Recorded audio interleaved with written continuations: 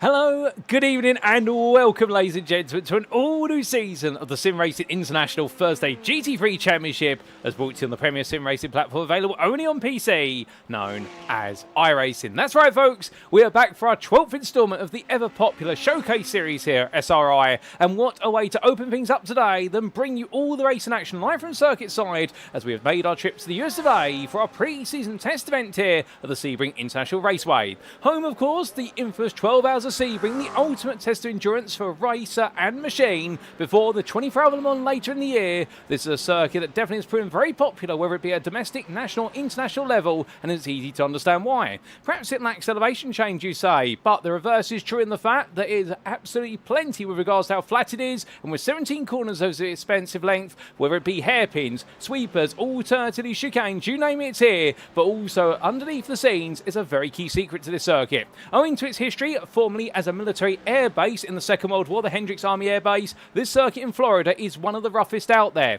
with 1/3 of the circuit being old concrete seams, in tribute, of course, the original runways that B-17 bombers would take off of. Well, those concrete seams have never been taken away, and therefore what it means is the starter lap and the very end of lap are absolutely rough and rugged as our drivers make the way over road surface transitions, and the other 2/3 of lap is smooth, modern asphalt. Therefore, as a driver, you need to have a car that's set up not just to go well in the corners, or indeed to go quick on the straights, but it's also got to be ready to be able to tackle the bumps in the road, as having the car too low could see it bottom out very quickly and do significant damage to the car and end your race aspirations. And that's why this is the perfect circuit for our drivers to get themselves set for an all-new season of racing. 10 rounds lie ahead, but of course today it's all about bragging rights and getting a gauge of who exactly is the quickest in class, and meanwhile who may be looking towards the rear of the field. But where are my manners? Allow me to welcome you to this live broadcast from circuit side as you tune in tonight, catching all the racing action on the one and only place you can do so, as of course at YouTube at SimRacing International or SRI. Indeed, search it, subscribe to it, and that way you'll never miss a beat when we do have a broadcast live from circuit side or any one of our post-round broadcasts. Now, of course, we do normally have 2 splits for our Thursday GT3 series, and that has not changed. The branding of those splits has changed, and we're at the rule sets, and this is a perfect event for us to bring you up to speed with what exactly has changed, and we will walk you through it as best as we can, ladies and gentlemen, and make sure that you're not left confused, but you're up to speed as well as we are here in the commentary booth. And you are tuning in today to the Master Split, whereby this is our slight spin-off, or split-off if you will, of our split. We're no longer doing Split A and Split B, where we have 2 driver classes in one, because Split A previously was none other than your Elite and your Pros, your highest tier drivers, and in Split B, meanwhile, was your Premier and Evos, your lower tier drivers, but by no means lesser competitors. But instead, we've changed that all up, and instead the rule sets that apply to the Masters, which you're tuning into, and the Superstars, which are running in parallel, and we'll be bringing up to speed with those who are post-round broadcasts as of Monday next week, so save the date there. Indeed, that's going to be on Monday.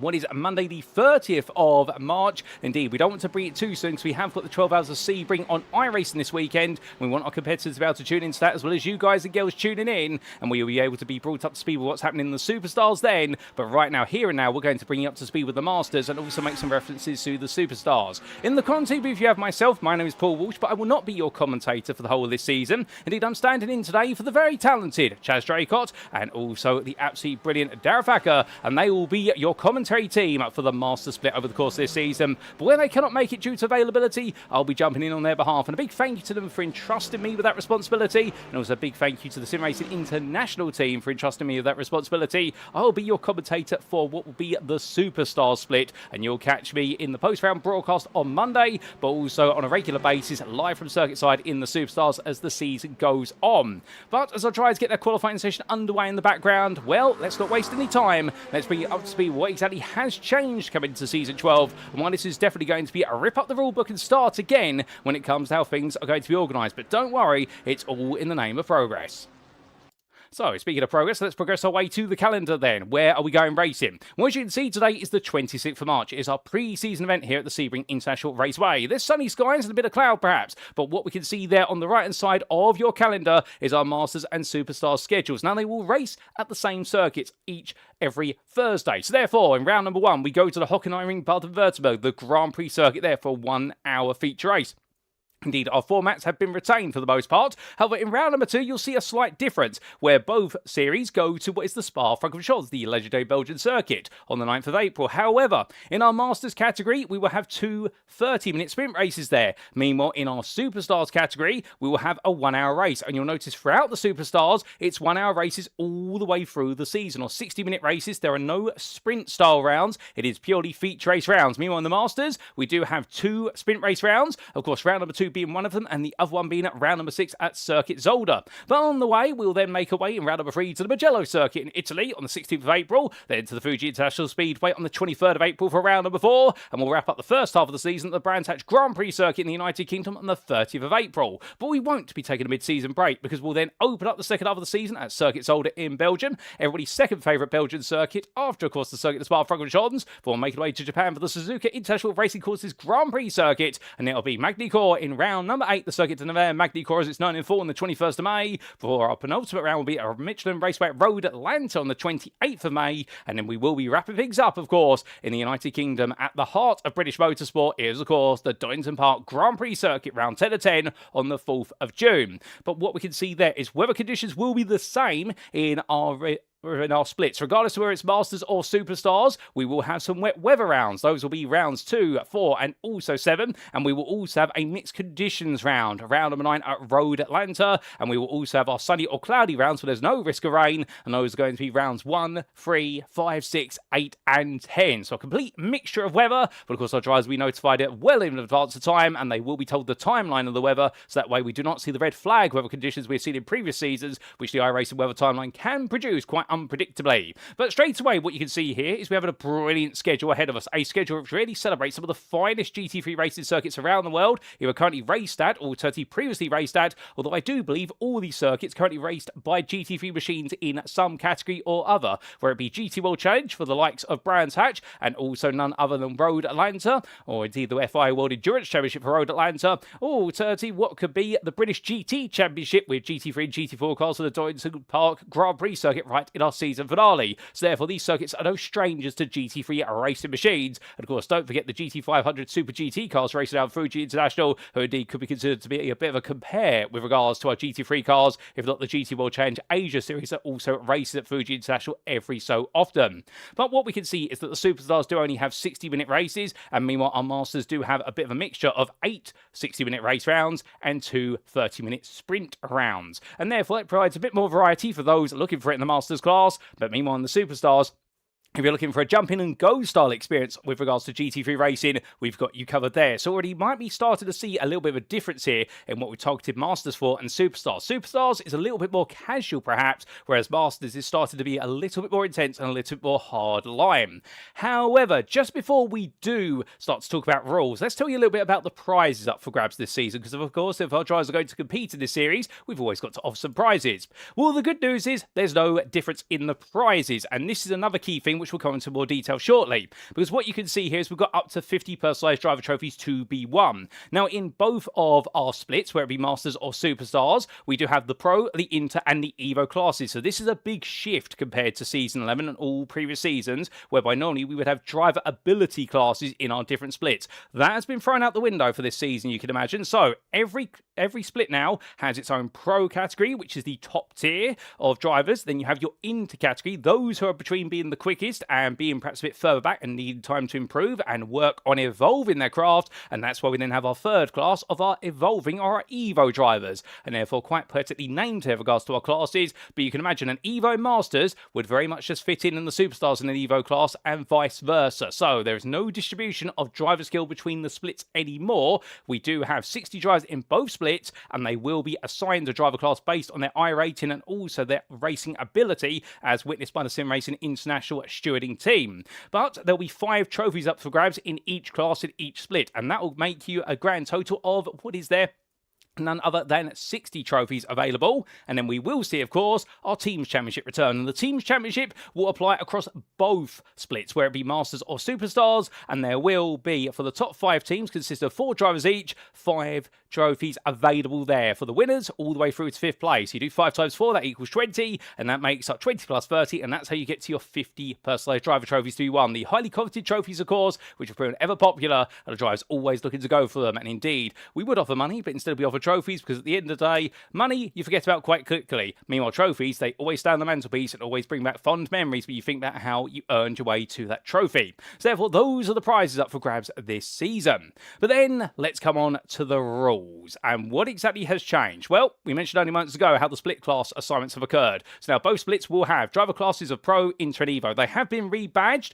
whereas previously we did, of course, have the Elite Pro and also the Premier and Evo classes. We decided to go from 4 to 3 and change names up slightly there, because at the end of the day, we want the classes to represent where drivers are in their driving ability. The Pros, they are at the very top of their ability. The Inters, they are moving between evolving drivers or learners all the way through to the very best. And the Evo drivers, of course, are evolving. They are getting themselves up to speed as quickly as they can. Now, as we talk about the Masters category in particular, what you'll see here that's different between the Superstars and the Masters, you can imagine the Superstars, they're practically following the same rule set as we have seen applied to all of our previous seasons, particularly season 11. So think of the Superstars as the continuity championship, whereby we're taking all the rules from last season and putting them there. So what's different in Masters to create a more hardcore, hardline experience? Well, car setup wise, fuel loads, they've been reduced to 65%. So that means the flexibility on the pit window is a little bit less. It means fuel saving may be a bigger consideration for our drivers. We've only turned it down by 5% from the previous 70% you will have seen in season 11, but still a significant change.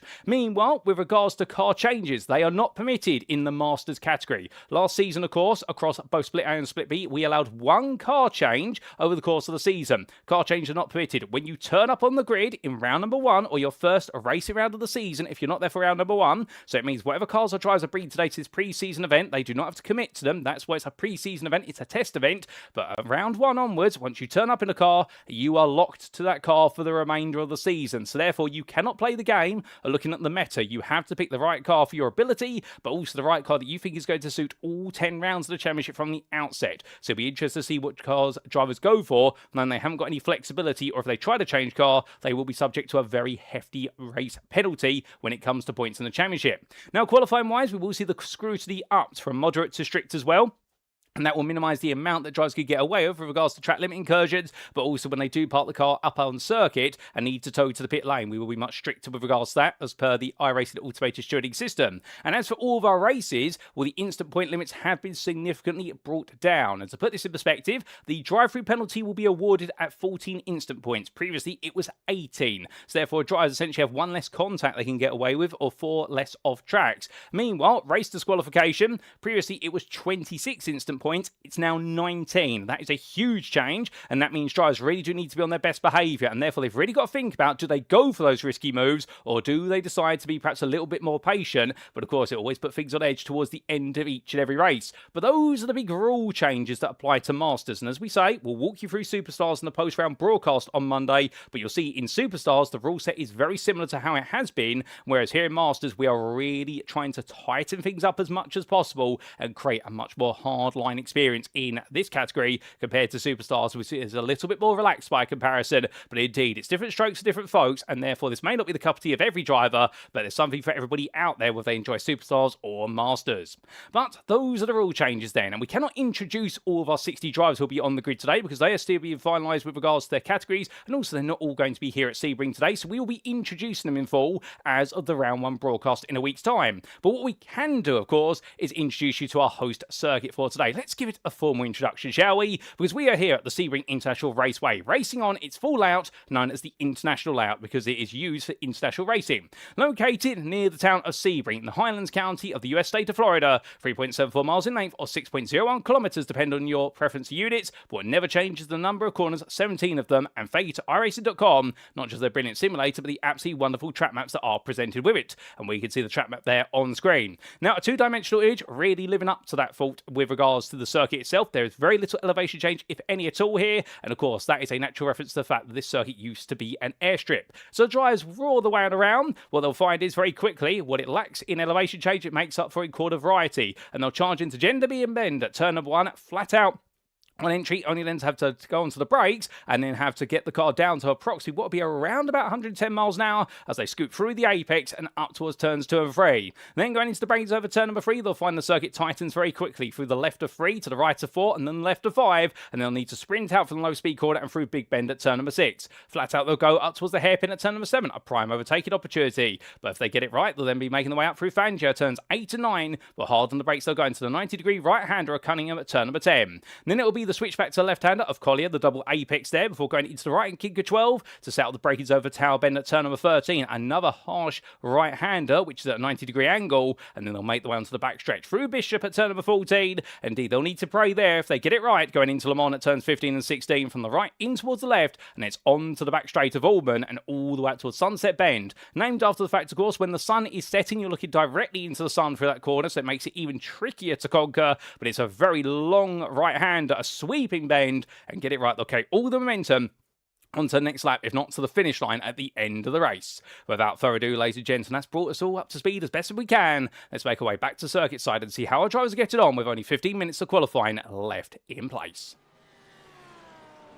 And so, who exactly is proving to be the fastest out there? And who's perhaps proving to be a little bit slow and therefore trying to get themselves up to speed at the moment? Well, we do see Marius Hibma currently the second fastest driver out there. And you'll notice that nobody is assigned to a class for today. Everybody is in the same category because of the fact we are still gauging the driver classes. So don't fret when we don't see on the time tower, indeed against the driver's name, whether they're a Pro, Inter or Evo, those classes will be assigned as of our season opener. But here today, everyone's in the same class. There are no points up for grabs. This is purely all about a bit of fun, a bit of pre-season testing, and also for those planning to compete in the iRacing official 12 hours of Sebring this weekend, it is a prime opportunity to get some final practice in for the huge event, which occurred in real life as of this weekend just gone on by, but of course on iRacing it occurs a week after the fact. But as Hibma's looking quite quick out there at the moment, Hayden Miller's the quickest of them all, it would seem, in his wonderful Corvette Z06 GT3R, the Stingray variant, the C8, and we can see there with pole position originally on a 58.058. We wonder what else he could bring to the table as he makes his way out there for Vulcan Motorsports, back with the team once again. Now, most of the names you'll see on the grid here will be names you'll be very familiar with. Indeed, the Masters category being filled primarily with drivers who previously competed in what is multiple seasons of the Thursday GT3 Championship. We wanted to open it up initially for veterans of our series because, of course, this is a much stricter rule set, and therefore we'd like to offer that opportunity to those who've been on the grid with us for some time. That's not to exclude newcomers, of course, but that's what it's targeted at primarily initially. But we are experimenting with the Masters Championship, and you'll see it evolve over the course of the next few seasons. But as Miller right now definitely seems to be getting himself back up to speed very quickly. Of course, one of those drivers, in his own words, when he's got his mind in the right place, he can be unstoppable. When his mind's not in the right place, we can be beaten. And of course, our champion from last season, in season 11, that was in the elite class, Sarah Ploeg, is back once again, but here today in a McLaren 720S Evo, intriguingly. Well, he was a big fan of the Acura, of course. He's a big fan of a whole variety of cars, but he also likes to experiment with car choice. When I had the chance to catch up with him in the build-up to this season, he was saying to me the simple fact that he likes to try and win in each and every car. He likes to understand the car's strengths, he likes to understand the car's weaknesses, and by doing so, of course, he learns more and more. He's one of those drivers always looking to learn and improve.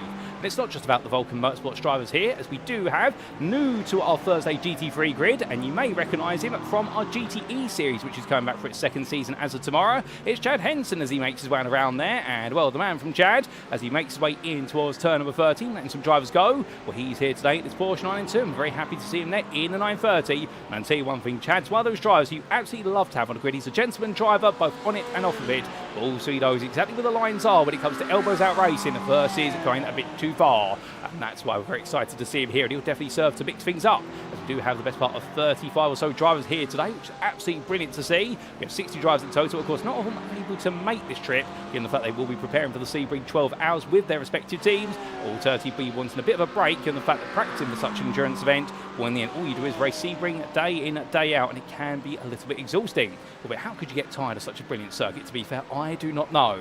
But we do look a bit further down the order at the moment, and here we see one of the two Jans. It's none other than Jan Nagy here in the number 3 Mercedes AMG. And for those not in the know, Mercedes recently unveiling to the world their new GT3 competitor, which will be arriving on grids, I do believe, later this year, if not next year. It will start its homologation cycle in 2027. So indeed, the Mercedes AMG 2020, based on the SLS platform from 2013, will be departing grids gradually towards the end of this decade. And it's crazy to think that this car that you're seeing here arrived in racing in real life in 2020 and was based on the car that was originally built in 2018, which in turn was based on the SLS model from 2013. So the car has evolved considerably, and I do wonder whether it might be the end of the 6.3 litre V8, which if so, I'll be very sad to hear that, because of course there's nothing quite like hearing the sound of an absolute monster of an engine. Speaking of which, we do have a wonderful 5 litre Coyote Ford Mustang engine in the form of David Hutchinson's V8, and he's here today for Axis Simsport. Looking quite quick, currently the 4th fastest of everybody on a 58.491, so he's looking very competitive there. I'll tell you one thing, whilst we're looking at all the tries, the one thing we have not done is head hello to a few of you here in the YouTube chat, including Cryfuels, who says none other, well, Cryfools I should say, who says let's go at Vulcan, Glasstech and Simstrat. Indeed, we have all 3 of those teams here for this season, which is absolutely brilliant to see. And we also do say hello there to the Time Consumer, who says this is shaping up to be a banger season, and 100% with you. And I do believe that is Mark Kent there. And you'll see Mark going racing in our series as of this season, which is absolutely brilliant, of course, bringing the full Tilt B Motorsport team to the foray. And you do see the Corona machine there of Brian Beardsworth making its way on around. And indeed, I have not had a Corona in a long time in terms of the alcoholic beverage. And well, I can't remember the last time I had one. Indeed, a very popular beverage here in the United Kingdom, and I do believe a very popular one in the US of A as well. Albeit, of course, a bit knocked about because of the whole coronavirus pandemic, where there were some interesting thoughts going around. The conspiracy theories regarding Corona alcohol versus the coronavirus, but let's put that aside there, and the fact that the two are not affiliated as far as I'm aware. But as our number 13 driver makes his way onwards, we're here in the McLaren today, and we look forward to seeing what he's going to be delivering. Normally, while the drives who's towards the middle of the field, based on previous competitions in the GTE category, but also the GT3 class. But I do wonder where he'll be for this season, whether he'll be in Inter or Evo. He could be anywhere between the two. We also do say hello there to Peter Duke, who says all the best to everyone, and well, good evening to you, Peter. Hope you're doing well. And I do believe we will be seeing Peter, if not in this grid, I do believe potentially in the Superstars grid. And Peter Duke, of course, a very established real-life racer, having raced Formula 3 and Formula Vauxhall in many a decade ago, and also making his way into the simulator in more recent times, and an absolutely lovely gentleman race indeed. One to talk to if you ever want to talk to somebody about real-life racing experience and also how it translates into the simulator. Peter's a wonderful person to chat to. Indeed, I've had the pleasure of interviewing him a couple of times in previous seasons. I never get tired of it, I can tell you that. We also do say hello to B. Wenman 1992, who says Bottle Job Barry is back. Well, that's Barry Wenman there, and good evening to you, Barry. I hope you're doing well. And do we have Barry on this grid today? We've got so many stacked grids, ladies and gentlemen. In fact, yes, he is here. He's currently parked up in the pit lane. There is our DXT Motorsports McLaren driver in the 56. Not doing too bad, to be fair. Currently 24th out of our 35 drivers who have made the way to Sebring today. So we look forward to seeing what he's going to be able to do. And we also do say hello to Harvey Wheels there. I believe that's Harvey Wheeler, as we do look to Max Wheeler from Free Wheeler Racing, and number 24 driver here right now, getting himself all set up, going for the Mercedes this season. Now, he did drop me a message in the build-up to this, and let me just double-check what that message was. I did briefly read it and then bounced off of it. In fact, no, he was talking to me about the fact that he's going to be on the grid for the GTE Championship on Fridays, and while I won't reveal what he's going to be running in the GTE Championship, we had a little bit of a joke about what he's planning to run and the livery of the car, but we will talk about that tomorrow in the GTE Season 2 season opener broadcast, ladies and gentlemen, so no spoilers there. But indeed, plenty of spoilers on these cars, some absolutely huge rear wings, as there always are. We look to Pete Piper there for LS Racing, back once again. I tell you one thing, that livery, now I've seen it plenty of times in the Porsche 992 and it looks lovely. If LS Racing, I should say, as I stumble over my own words, are not considered running the Ferrari 296, and now they're going to do so for this season, well, I can tell you one thing now.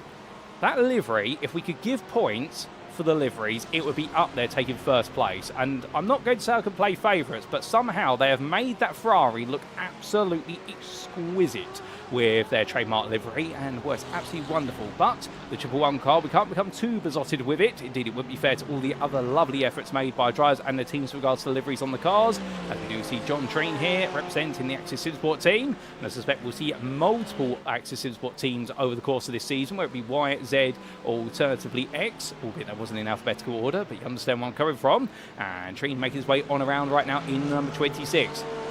So it's good to see them back out there. I also say hello to my guy Si, or Si Anti there, and I hope you're doing well, Si, and he's cheering on Nathan Anstis. Here he is today in the UK SimRacing 296 machine. UK SimRacing once again appearing. In fact, running a freewheeler racing livery there, so I wonder if he's decided to join forces with the freewheeler family. And, well, to be fair, Nathan always a very reliable driver. He may not be the quickest out there, but I can tell you one thing, he's one of the most consistent, and he definitely does deliver some absolutely brilliant runs. Now, in terms of champions from previous seasons, particularly from season 11, that you might want to keep an eye on. Are they here today? And, well, we do have, of course, we mentioned him earlier, Sir Ploeg, who is back on the grid for this season. He was your elite champion. He dominated in the championship in season 11, wrapping things up with a round to spare. He is back. The runner-up was Hayden Miller, who is not in his car at the moment. Neither of the Vulcan Motorsports drivers are there. And Ryan Nickerson, meanwhile, had that huge turn of pace towards the second half of the season. He's not on the grid for this season. He's decided to take a break, as he admitted in his post-round interview in our season finale, albeit he really was one of the stars for Split Strat Esports, and we do wish him all the best in enjoying his break. And well, we do hope that Ryan comes back at some point in the future, because I can tell you one thing, he will be a future champion when he goes racing in the SimRacing International Series in the GT3 category. Meanwhile, in the Pro Class last season, where it was won by Rhys Saunders, who took his first ever championship title in a sim racing series. Indeed, it has been almost a decade since he started sim racing, and it was the first title he's ever taken. He's always been the bridesmaid, but never the bride, but he finally became the bride, and he was a step ahead of his peers as the season progressed, and he is back in the Masters category, but I believe he is not here today, unless my eyes do deceive me. And, well, to be fair, if they do, I should have probably gone to Specsavers, but I don't see Saunders on our entry list, as we just have had Owen Seward turn up at short notice, so he's decided to get out here just before we do go racing, which is absolutely brilliant. So we now have 36 drivers here as Brian Beardsworth decides to park up. We look to add each other for Grandmaster Motorsport back once again. He's always a brilliant driver, as Andy. Indeed, one of the fairest drivers you can have out there. Not the quickest, but to be fair, you don't need to be the quickest to be one of the most loved out there. You just got to be a very respectful driver. And indeed, he's always good for a post-round interview, I can tell you that. And I wonder if we'll get a chance to speak to him today and ask him about that Lamborghini and whether that's going to be his choice for this season. But in terms of carrying on the theme of previous championship top threes, well, Rhys Saunders was your pro winner. Who finished second? It was Fotis Katios. And he's designed to take a break for this season as well, after missing out on the title due to a slight dip in form midway through season 11. And Mikey Story, we had great mid-season form, but he won't be on the grid for this season as I understand it. So therefore, we are missing two of our top three from the Pro class in Split A last season. But what about Split B? In the Premier class, it was Robin Aston who took the honours in the end. He just took it after taking only one win over the entirety of the season. I think that's got to be a record for the least number of wins in a SimRacing International Series. I don't think there's been anybody who has taken a title without a win in the season, although I'll always be bringing up the fact that there was one driver who's been able to take it in the UK SimRacing Series, which has been incorporated into SimRacing International on Sundays. Indeed, one driver who did take the title without taking a win. And well, for those of you in the know, you can let me know who that is in the YouTube chat. I'll give you a few minutes to do that. And it's not because I've completely forgotten their name either. I do have it stored up, don't worry, and I've put it on the notepad in front of me in case I do need to recall it later. But an absolute gentleman racer as well, and he always loves it when I do talk about it, because it really is the benchmark for one of the most consistent championship campaigns a driver has ever delivered in the best part of my 6 years of covering sim racing events and real life events as well. But in terms of other drivers in the Premier class of last season, well, Robin Aston will be back. Victor Van Zist, meanwhile, well, he's not on the grid for this season, as I do understand it. He had the most wins in class, but had very highly variable form. And Barry Wenman will third place finish in the Premier class, so he's not the slowest by any means, I can definitely tell you that. Is he out there at the moment? I do believe he's in the pit lane still, the car being serviced by the Dexterous Motorsports team, but he took third place in the end and ended the season with only a win. And it was right at the end of the season that he took his one and only win, but a brilliant one at that. He's still parked up in the pit lane there. And as for the Evo class from Split B's previous season, as we do see Matthias Smolny, who we welcome to the grid for this season, I do believe, and well, making his way out for Type 2 racing at the moment, only 27th fastest. Well, it was Michael Rhodes, who won by only 3 points in an incredibly close season, with his mid-season form giving him the edge. He will be back in the Masters category, although he's not here today. I do believe we will see him in a week's time then. And we also got to see Joshua Downing have a very good early and late season form, but his mid-season cost him the title, and he will not be on the grid for this season, as I understand it. He was your runner-up in Evo, and Jan Nagy missed a few rounds, otherwise he could have potentially taken the title. This man right here for Vulcan Fasters by Glasstep Racing.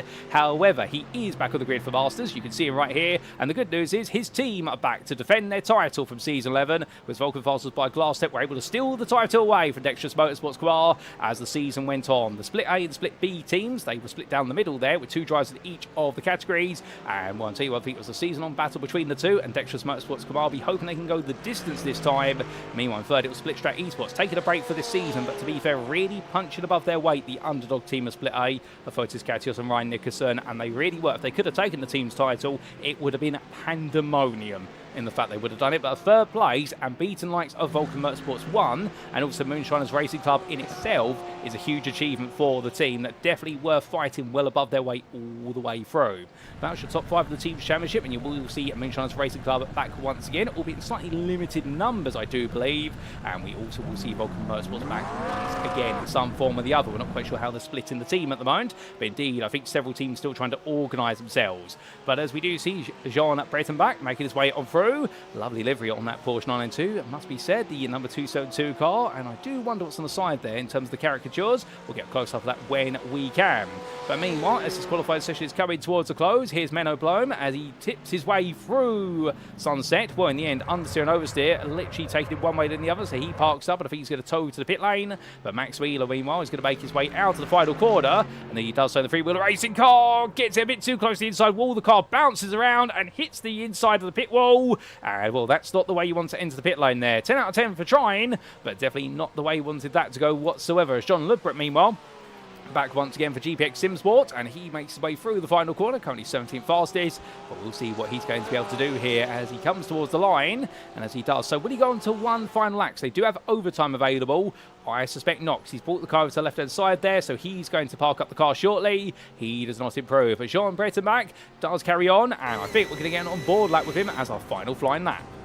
So as he makes his way through left-hander turn number 1 through Gender B and Ben, holding fourth gear there, apex speed of 110 miles an hour, and now down towards turn number 3. Looks his right-hand side, braking at the 100-metre cone, coming all the way down to second gear. Trail break it off, and now through 4, in towards 5. Here, back on the brakes once again, down to second gear, nice and early. Get it rotated, get the preload loaded up, and then blast away for a big bend all the way down towards turn number 7. Now at this point, he's got a little bit of breathing room, has Jean, as he gets ready to go on to the brakes. Checker flag comes out in this qualifying session, so he is on his final lap now. Braking it at the hairpin, braking about 150 meters per quarter apex as late as he dares to dream to do so. Down to first gear. Now straight line between the 2 exit kinks, and that way you can minimise the amount of speed you lose there. Indeed, the fastest way from A to B is a straight line. He delivers that well. Going through Frantic Bender turns 8 to 9. It's now up towards Cunningham at turn number 10. Over to the left-hand side, braking at 150 meters per quarter apex all the way down to second gear. Nice moderate apex there. And now bring the car tight to the left-hander at turn number 11. Keep it as tight as possible here. And that way you can open up turn number 12 into 13. And set up your line for Tower Bend. Braking there about 80 meters per quarter apex. Making sure not to take too much curve as the car will bounce around. And now heading down towards Bishop Bend at turn 14.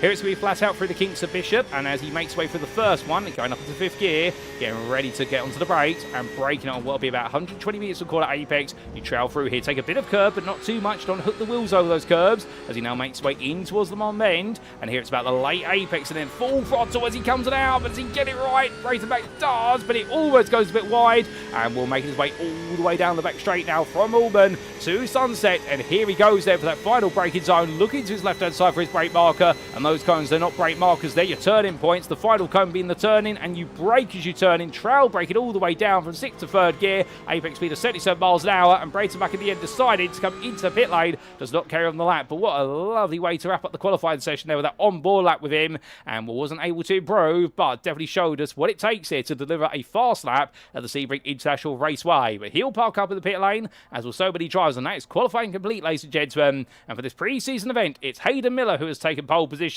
by 1.5 tenths ahead of Marius Hibmar, and on the second row it'll be Sarah Plummick and David Hutchinson together And it'll be very intriguing to see exactly how they'll all go toe-to-toe when they go racing. But it's so close here, even with 36 drivers who we're certain will have a mixture of skill and abilities. Well, when you do have only 3.2 seconds separated pole position from the very back of the qualifying field, well, you know you're on to an absolutely tantalising prospect of a phenomenal season ahead. And that's what we're very much looking forward to here as the circuit does fall silent. And we've got a 5-minute warm-up session coming up. And then we will be going green flag racing for the pre-season event. Not in anger for the first time, but purely for bragging rights and also pre-season testing rights. But understandably, all the drivers will be itching to unveil what pace they do have.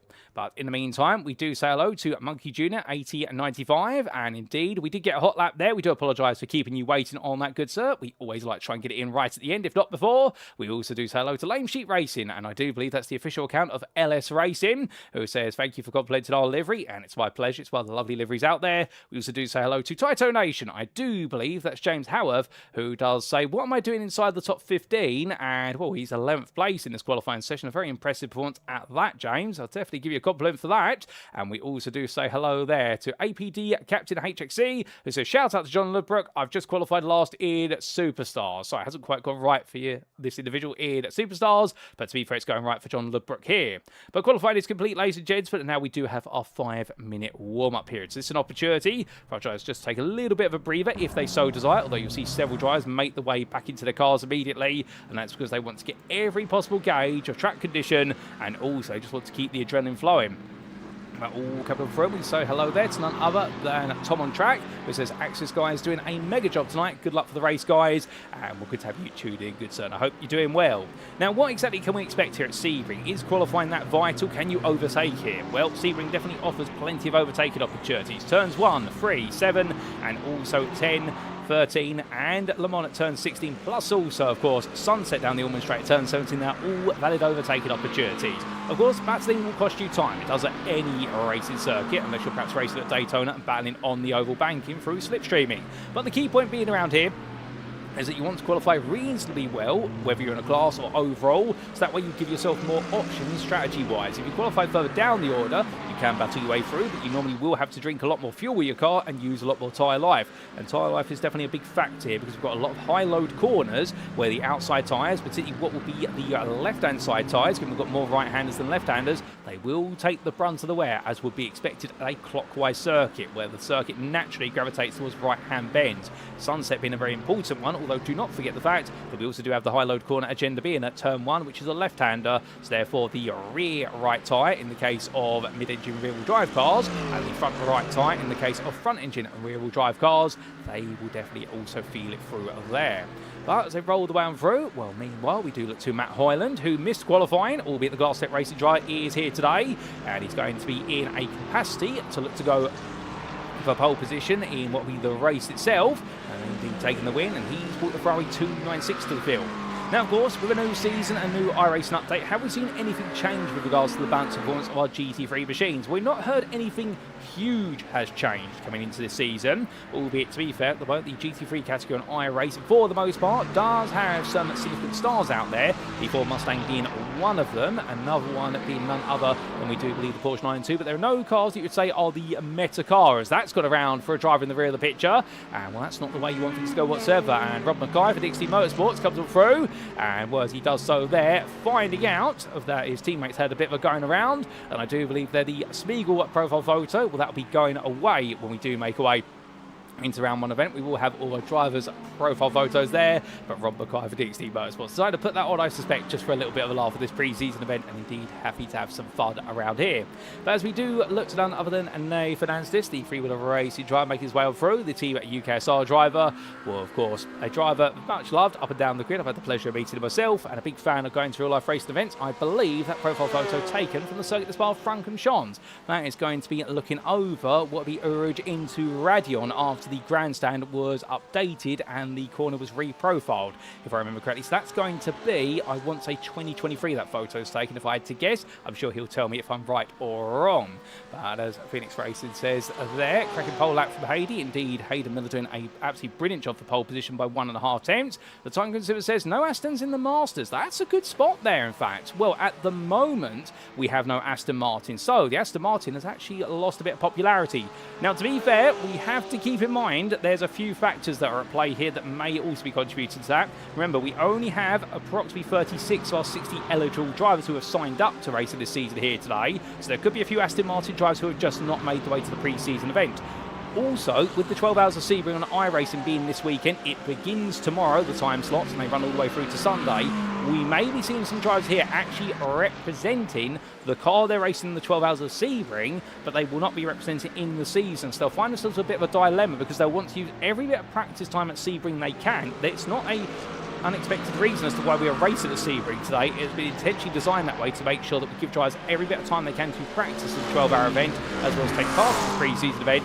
But don't be surprised here if you see some drivers suddenly make a significant car swap going into round one, because they might be running their team's car today for that event, because that's the priority before they do get to next Thursday. So just keep that in mind. A very good spot there. We don't have any Aston Martins, nor do we have any Audi R8 Evo Mark II LMS cars at the moment, and I do believe we might be missing, in fact I was going to say we're missing Lamborghinis. We do have one here at least, that's Andy Chell's Lamborghini. In fact we now have 2 or 3 as I spot the ball, Andrew Montine and also none other than Mike Barber. So therefore we've got a few Lamborghinis. We do also have a couple of Corvettes out there, and of course Stephen Donnelly being a Corvette driver, much as our pole sitter of Hayden Miller, and here is the Corvette 06 driver. But as the warm-up period is complete, ladies and gentlemen, well, the good news is it's now time for us to go to the grid, because coming up very shortly is 60 minutes of green flag racing here at the Sebring International Raceway for this pre-season event in the Thursday GT3 Championship Season 12, and you're tuning in to the Masters. And so, as all drivers make the way onto the grid, how exactly do they line up for this pre-season event? Well, as we can see, it's Hayden Miller who has taken pole position there as he gets ready to do the full formation lap. He will be joined on the front row of the grid, the Scotsman, by the Dane of Marius Hibmer for Glass Tech Racing. Then we'll see on row number 2, Sarah Ply for Vulcan Motorsports, just ahead of none other than Axis SimSports' David Hutchison. On row number 3, it's Andrew Montine for Axis SimSport, the Romanian driver doing a very good job in qualifying, ahead of Nick Stubb there by only what was half a tenth. The Glass Tech Racing driver, a big fan favourite there, of course. Stubby as he's nicknamed. He's just been able to out-qualify Mike Barber, and indeed an impressive qualifying that there from the QuakeMaster Motorsport driver. He's been putting in the effort between seasons. The Briton starting 7th there for QuakeMaster Motorsport, ahead of Samuel Clark. The Vulcan Fasters by Glass Tech Racing driver starting in 8th. Then we do have none other than Simon Clifton starting 9th for Axis SimSports, ahead of Chad Henson, the Turbo Rennsport driver there, doing an absolutely brilliant job from Chad in the 9:30. And then we'll see outside that top 10 in 11th place, it's going to be James Howarth for DXT Motorsports, ahead of Jean Breitenbach, the barbecue bred racing driver from South Africa, doing a great job there to get onto the 6th row, just ahead of Danny Phillips. The DXT Motorsports driver starting 13th, only in the end what was 19 thousandths behind. Stephen Donnelly starts 14th, ahead of Menno Blown for SimRacing Team Lowlands, and then we do have Nathan Anstis in 16th place for Team UKSR, ahead of John Ludbrook. Ludbrook starting in 17th place then for GPX SimSport Onyx, ahead of Mark DeVries for SimRacing Team Lowlands. The gap between the two of them only 1,000th. Look how tight that is, and that theme continues. We end at Österberg, meanwhile, the smiling Swede starts in 19th Vulcan Fasters by Glass Tech Racing, and he will only be 300ths behind. Wesley Van Ren starts 20th for 9 Pegasus Panther, rounding off that top 20. And then we do have 21st. It is going to be Jan Nagy for Vulcan Fasters by Glass Tech Racing, just ahead of John Treen, who begins this one in 22nd place. Axis SimSport driver will have the company of GPX SimSport Xenon, Scott Kostrich. The Scotsman there starting 23rd, ahead of Max Wheeler for Freewheeler Racing. Now it'll be the privateer of Mateusz Smolny, one of the fresh faces on the grid, and number 16, the Polish driver, who then starts on the 13th row, and the 13th row is ended by Barry Wenman. The DXT Motorsports driver in the 56th, then followed up by none other than Tiago Reza, who we always love to see out there, to be fair, the Brazilian driver, who normally has a lot of bad luck, but at the same time he also has some good luck as well. Although I may be confusing him with Schubert Cardozo now when I think about it, but the two of them definitely have had similar spells in previous seasons, it must be said that. The 9 Pegasus Panther driver starting 27th, ahead of Marcel Breitenbach, the barbecue bred racing driver, fellow family member of Jean Breitenbach, although I don't know the relation, and somebody might be able to fill me in on that if you can. And then we do have Brian Beardsworth starting 29th for GPX SimSport, ahead of Andy Chell for QuakeMaster Motorsport. And that is going to be your top 30. Outside the top 30, let's not forget about them, because they all have a spot on this grid. Daniel Poole, 31st there, the privateer, ahead of Rob Mackay for DXT Motorsports. And then it's going to be Pete Piver for LS Racing at 33rd, looking good in his livery, I must say. Stay.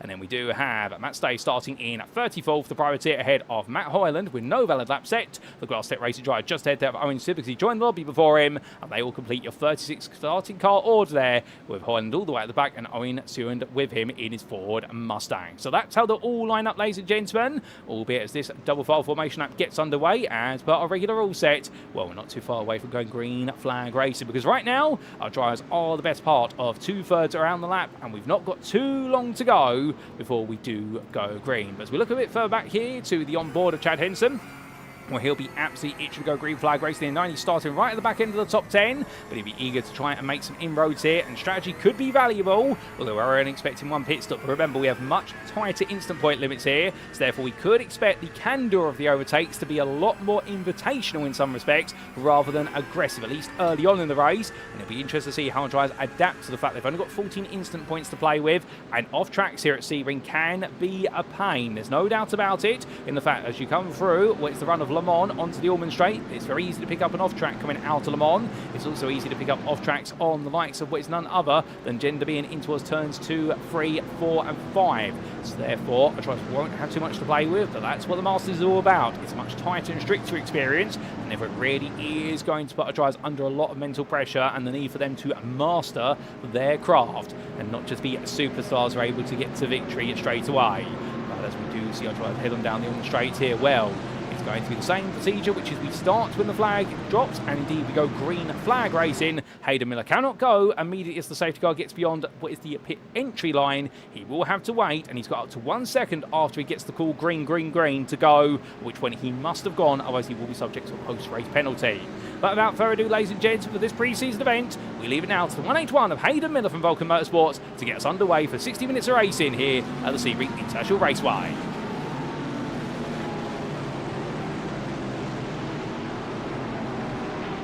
And it's lights out and away we go as Hayden Miller builds up the speed and they roar the way down towards turn number 1. Just as quick as that 60 minutes begins to tick away, and Miller gets a good start. Marius Hibner side by side here with Seb Ploeg. Ploeg on the inside into Gender being bend. There's going to swap between the two of them. Meanwhile, Mike Barber getting a bit clear there ahead of Samuel Clark as they roll the way down now in towards turn number 3. But as they do all the field safety through at least now, Ploeg and Hibner still side by side as they come through the left into right, and it's going to be Hibner who gets ahead. Further back, meanwhile, we do see Miller blow on the attack, getting ahead of Mark De Vries. A couple of drivers falling backwards. Oh, car off the road there. That's Sean Breitenbach, I think, was going into the barrier. Couldn't quite see the car, but that's what we're getting on our data screen. In fact, that is Sean Breitenbach's car. So South African driver being ejected all the way down. I wonder if that was a mistake of his own volition. But either way, it's all got a bit rolled for him. Meanwhile, Samuel Clark, side by side here with Simon Clifton. Clark defending on the inside there for Vulcan Fasters by Glass Tech Racing. Makes his way through. He's going to be safely ahead there, as meanwhile, 2 by Chad Henson behind. Henson looking to go on the attack versus Clifton, and Henson has stayed exactly where he started. The 930 driver putting in a good effort there for Churibo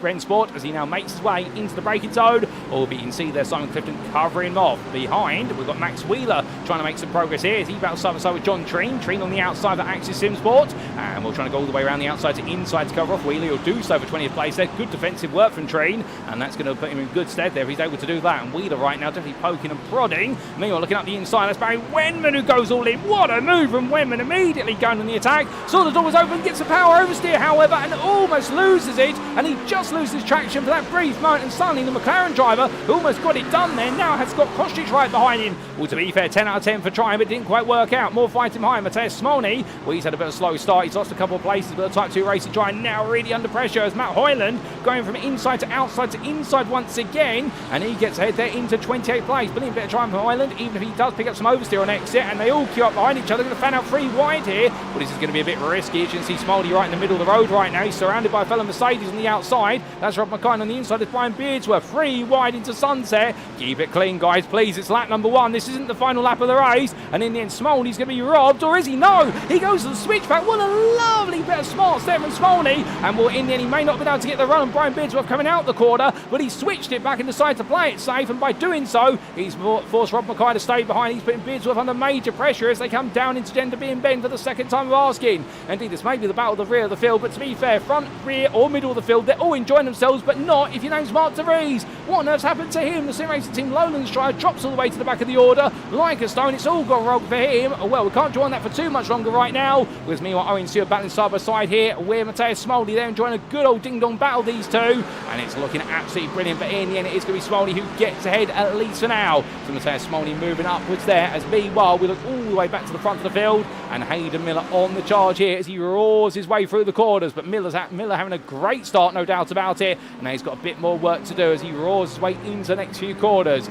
But what else is there to say other than with Mads Hibner staying with him right now? Well, Seb Blake is falling back a little bit more. And then we do have Nick Stubb currently in at 4th place. But Stubb really at the head of the bottle. But it's the rest of the field here right now. He is the cork that everyone's trying to push out the bottle, so they can chase down the top 3. Albeit Stubb keeping it together with Glass Step Racing at this time, it would seem. New livery on the car as well there. Or is that an alternate livery? Is that one of the equivalent home and away shirts in soccer? I'm not quite sure. But definitely I'm loving the dark tones there on the Glass Step Racing car. But meanwhile, Samuel Clark looking to do a bit of battle here in the Vulcan Fasters by Glass Step Racing machines. That's the livery we normally commonly associate with Nick Stubb. However, I do believe there are 2 Glass Step Racing teams on the grid for this season in the Masters category at least. Coming out the corner right now, Clark close to Barber, but Barber keeping his ground for Great Mass Motorsport. And Mike Barber really been given an opportunity here today to show what he can do, the British driver. We know he's got a lot of talent, but he's normally been overshadowed by other drivers in previous seasons. But right now, he's definitely not being left in the shadows here as he comes through at Sunset Bend for the second time. And, well, it's going to be Clark just waiting with him. Danny Phillips a bit further back. He's looking to try and make a move here on Chad Henson as we ride on board the McLaren driver. That is close coming out. And right now, Danny Phillips, I don't think he's got the memo, which is to stay behind. I think right now his game is to try and push forward as quickly as he can. But into Derby and Bend, you can see the confidence he has here, the speed of that McLaren. It's very good for medium speed corners, albeit carrying a bit too much momentum there. And I think the problem he's got is that Henson's being pinned back by Clifton at the moment in the Axis Sinsport Lamborghini. And Phillips here is trying to find a way to get past Henson, but not lose time. I think really what he's got to do at the moment, if he feels as though Henson's slower than him at this point in the race, he's going to be quite forceful about this. I don't think he's got any other way to do it. Of course, he needs to make his intentions clear, but right now I think where he is, he's actually going to be seeing his pace held up a little bit. When I think he has got a couple of attempts, he still wants to deploy. There's a bit of late braking there from the Corvette of Stephen Donnelly switching to the inside. I think Phillips now broke himself in anticipation of the Corvette coming in deep, and Donnelly there putting some pressure onto Phillips. And we're in a Vulcan Motorsports livery machine this season as well. Normally we associate him with Jazz Team Motorsports, so that's interesting. So that's the team change there, as we are Nathan Anstis looking at the inside. A little bit Donnelly a privateer at the moment at least, so I wonder what's going on there, or perhaps where he's competing with them for the Sebring 12 hours this weekend. Well, looking further back, Thiago Reza, the 9 Pegasus band for a drive from Brazil. Lovely livery helmet on him as well. I do believe that may be a tribute to Ayrton Senna, of course, the home hero of Brazil, as he makes his way on through turns 11 into 12. Right now, he's got Andy Chell for close company, and Marcel Breitenbach right in front. But they're all looking at each other very eagerly here and hungry for a few more positions. John Train just up the road from them has found his way past Barry Wemmen in a recent moment, and therefore trying to hold the McLaren driver behind at least now. He's got Crosstritch right there.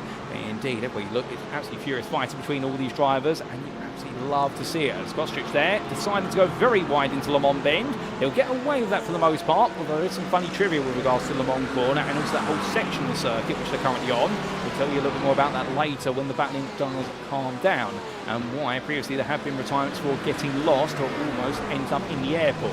We do have, of course, the local county airport of Sebring Regional Airport, actually only approximately about 700 metres southeast of this circuit, how close it is coming off of what is Le Mans corner. But still, put the facts in the bag at the moment. We'll bring them back out a little bit later. And the driver's come across that timeline, and will there be a move from Scott Crosstritch here on the inside of Wemmen? The answer is no, as a bit further back. Andy Chell being passed by Matt Hoyland, so Hoyland gets ahead in his Ferrari. More progress being made by Hoyland, now up into 26th place. The man who started from the back of the field, having not qualified, well, right now showing that he's here to make up places today. Mark De Vries up the inside there of Pete Piver, going for the move. And Piver in the end still on the outside all the way around. The SimRacing Team Lowlands driver here, well, he's trying to hold it together. But the problem for Mark De Vries is when you're on the inside coming through turn number 5, you cannot let the car roll out there through fear of knocking your rival off the road. And that's why De Vries there having to be very sensitive on the throttle, and Piver getting back ahead in the drag race down towards the hairpin. So side by side they go in. Well, yellow flag for Jan Nuggie up the road, a bit deep there from De Vries, but he will concede the position to Piver. And Daniel Poole and Matt Stays are now watching on and eagerly anticipating how they may be able to get involved. Now, we have lost Owen Stewart from this race quite recently. There's an incident there which will get a replay of in due course, and John Breitenbach has now left the pit lane with a repaired car, and it's going to be back out there. But as these drivers come through, I do believe one of the other big changes for the Masters this season, something we did not talk about in the rule set, is the fact there are no fast repairs this season. The fast repairs are gone from the Masters, so therefore that is the biggest risk. If you make contact with another driver and pick up damage, you have to deal with that damage, I do believe. I will double check my notes, but I do believe it's the case we have no fast repairs for this season. And well, that's a point that we definitely should have mentioned earlier on. We do apologise for that, but of course, it's been the pre-season and there's always going to be some little things that we iron out every so often. As he tries all the way around, well, making the way on down, we look to none other than Marcel Breitenbach. Breitenbach on the charge here, the barbecue red racing driver, as he chases after Max Wheeler still. But as he gives that chase, Matt Hoyland behind, trying to look around the outside of Andy Chell here. Chell coming back at Hoyland into a sunset bend, in fact, so a bit of a counter-attack here from the Quentin Motorsport car. Hoyland's now, well, watching on here in the Ferrari, and 296 using its turbo to full fruition versus an naturally aspirated Lamborghini, its Audi engine, but Hoyland here still having to wait just that little bit longer. As meanwhile, we had Wesley Van Rens drop down the order, but Danny Phillips has had to tow to the pit lane for some reason, so it's gone a bit roll for the DXT Motorsports driver. We're going to replay that when we can. As Stephen Donnelly finds himself very firmly chasing down the top 10 off of Chad Henson, but he's got a problem, and that is Nathan Anstis. It's proving to be a bit of a thorn in his side. Into the brain zone they go. Menno Blom there, really looking late on the brakes, but the SimRacing Team Lowlands driver does not get the opportunity to go for the move. Meanwhile, back at the front of the field, indeed, there's action everywhere you look. We're right on board looking back from the rear of Hayden Miller's 181 Corvette. And the privateer right now making his way on through the quarters and in towards what we turn number 13, coming through Tower Bend. But there you can see Maris Hibner so close behind at the moment. And these two, they're already starting to check out compared to the rest of the field. And they're delivering laps that are 4 tenths of a second quicker than said player. You know they are going some, these two. And right now, I think they're pushing each other on as much as possible. And this could be a game of who's going to be the one who makes the first mistake. Well, you don't want to see either of them make a mistake. But when the pressure is that high this early on, a mistake could definitely only be a corner or two away. But down the back straight they go, and that Mercedes, of course, will be the quicker car, particularly with the draft there. That V8 will roar on. But to be fair, it's the battle of the V8, because we do have the cranked 5.5 litre V8 in that Corvette to make its way on. And here's going to be Hibner looking up the inside, goes for lead of the race in towards Sunset Bend. And as Hayden Miller decides to switch it back, well, in the end, Hibner just parks it on the apex and says, what are you going to do? Well, Hayden Miller, as we jump on board, is now going to respond by saying, I'm going to come back at you into Gender B and Bend. The 334 holds the lead, at least for a brief moment, for the best part of at least 600 metres. But going in towards turn number 1, Miller there looking for the switchback, but Hibner sees it coming and says, no, you don't. He just simply parks the car on apex and makes him wait a little bit longer. So that will be the lead changing hands. Maris Hibner is now your leader, but we have some change further back. In fact, that's Mike Barber's car going very slowly up against the barrier there. So I think Barber's been in contact with another driver. Nick Stubbs into the pit lane. We've also had an incident for none other than what I believe is Andy Chell and Matt Hoyland off camera, so we will get some replays of those very shortly. We've got a lot of replays being queued up now. As we do look back to Thiago Reza chasing after Marcel Breitenbach, and Moraes of the 9 Pegasus Panther still there behind at the moment, but Breitenbach looking just as quick as these two make the way on to their 6th tour of the circuit. But without further ado, ladies and gentlemen, we are going to take a look back at some of the big moments from the start of the race, and we're going to start off by taking a look back at what exactly happened to Jean Breitenbach on the opening lap. So this was Jean Breitenbach having it all go a bit wrong for Barbecue Bread Racing, making his way through the left and right here of what was turns 3, 4 and 5. Oh, goodness me, the car completely scooping loose on him, and the 272 driver there in the end losing that rear end and going to the barrier. Don't think there was any contact there, or if there was, we didn't quite see it, but Breitenbach definitely going around, and in the end it all went backwards for him. Meanwhile, we also did have this for Mark De Vries on lap number 2. And this was your SimRacing Team Lowlands driver. Oh, goodness me, that was contact side by side with the number 99 there of Wesley Van Rens. A very odd instant. It was almost as if Mark De Vries had got it wrong, and Van Rens had carried so much speed around the outside of him that as a result they went into contact there. Well, I've never seen an instant like that at Gender B and Ben before, but Mark De Vries in the end definitely seeing what was damage to him and when Van Rens' car, and that sent De Vries all the way to the back of the field. We had this on lap number 3 for Owen Seward. And this was Steward making his way down the back straight, down Allman, in towards turn 17. And the Vulcan fastest by Glass Tech Racer Drive in and going defensive there, but losing the rear of the car and going straight to the barrier. Oh my goodness, and then that Mercedes coming up through behind. I think that was De Vries. They're absolutely flying on past and will somehow be able to take evasive action. But then we had this huge moment for what was Thiago Reza only months later on lap number 4. And this was Reza in 9 Pegasus Panther car. The Brazilian makes his way into turn number 1 with Hoyland up the inside there of Chell. And Reza coming on out the corner, carrying way too much speed, albeit nothing as aggressive we thought so in the end. So in fact, able to keep it comfortably together. We also did have this for Danny Phillips on lap number 5.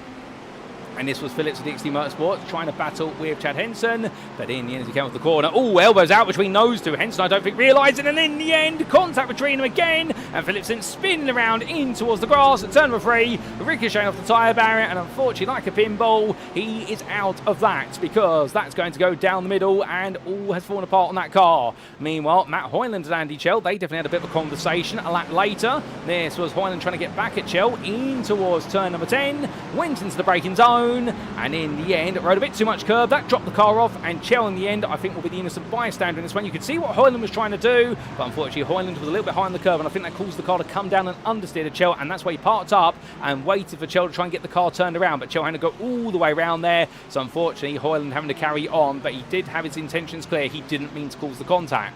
We have this for Nick Stubb at the end of lap number 5. This was Stubb making his way through turn number 17. And as he did so, what exactly happened here? And the car snapped on it, switched one way then the other, and hit the barrier. And in the end, oh no, not for Mike Barber. And well, it all ended up again a bit messy there. And a couple of drivers having to thread the needle of the wreckage. And Nick Stubb able to crawl into the pit lane, but Mike Barber, meanwhile, having to tow to the pit. And that explains our stories, ladies and gentlemen, as we come back to your live racing. So definitely a very entertaining, exciting, and also a little bit of an aggressive opening at 16, well, opening at 40 minutes of racing, but still plenty more to come, no doubt about it. And as all these drivers carry on, well, with there being more to be done, what is there to say at this point in the day? Well, firstly, Marius Hibmer, definitely seeing what else he can do now. Open up that lead a little bit more. That lap of 58.93. So Hayden Miller, 3 tenths behind. He does seem to be the driver right now trying to find a trick. Might be escaping in regards to the pace. Meanwhile, side by side here between Stephen Donnelly and Nathan Anstis. Anstis trying to make his way into 9th place ahead Donnelly. They've got Chad Henson in front. And Henson proving to be a bit stubborn in 8th place at the moment, but I think it's all fair as we come through turn number 3. And Anstis finds himself right in the midst of what is a 6-car line, with also Menno Bloom, Wesley Van Rens and John Ludbrook all there together. And right now, there's no change between these drivers, at least for the time being.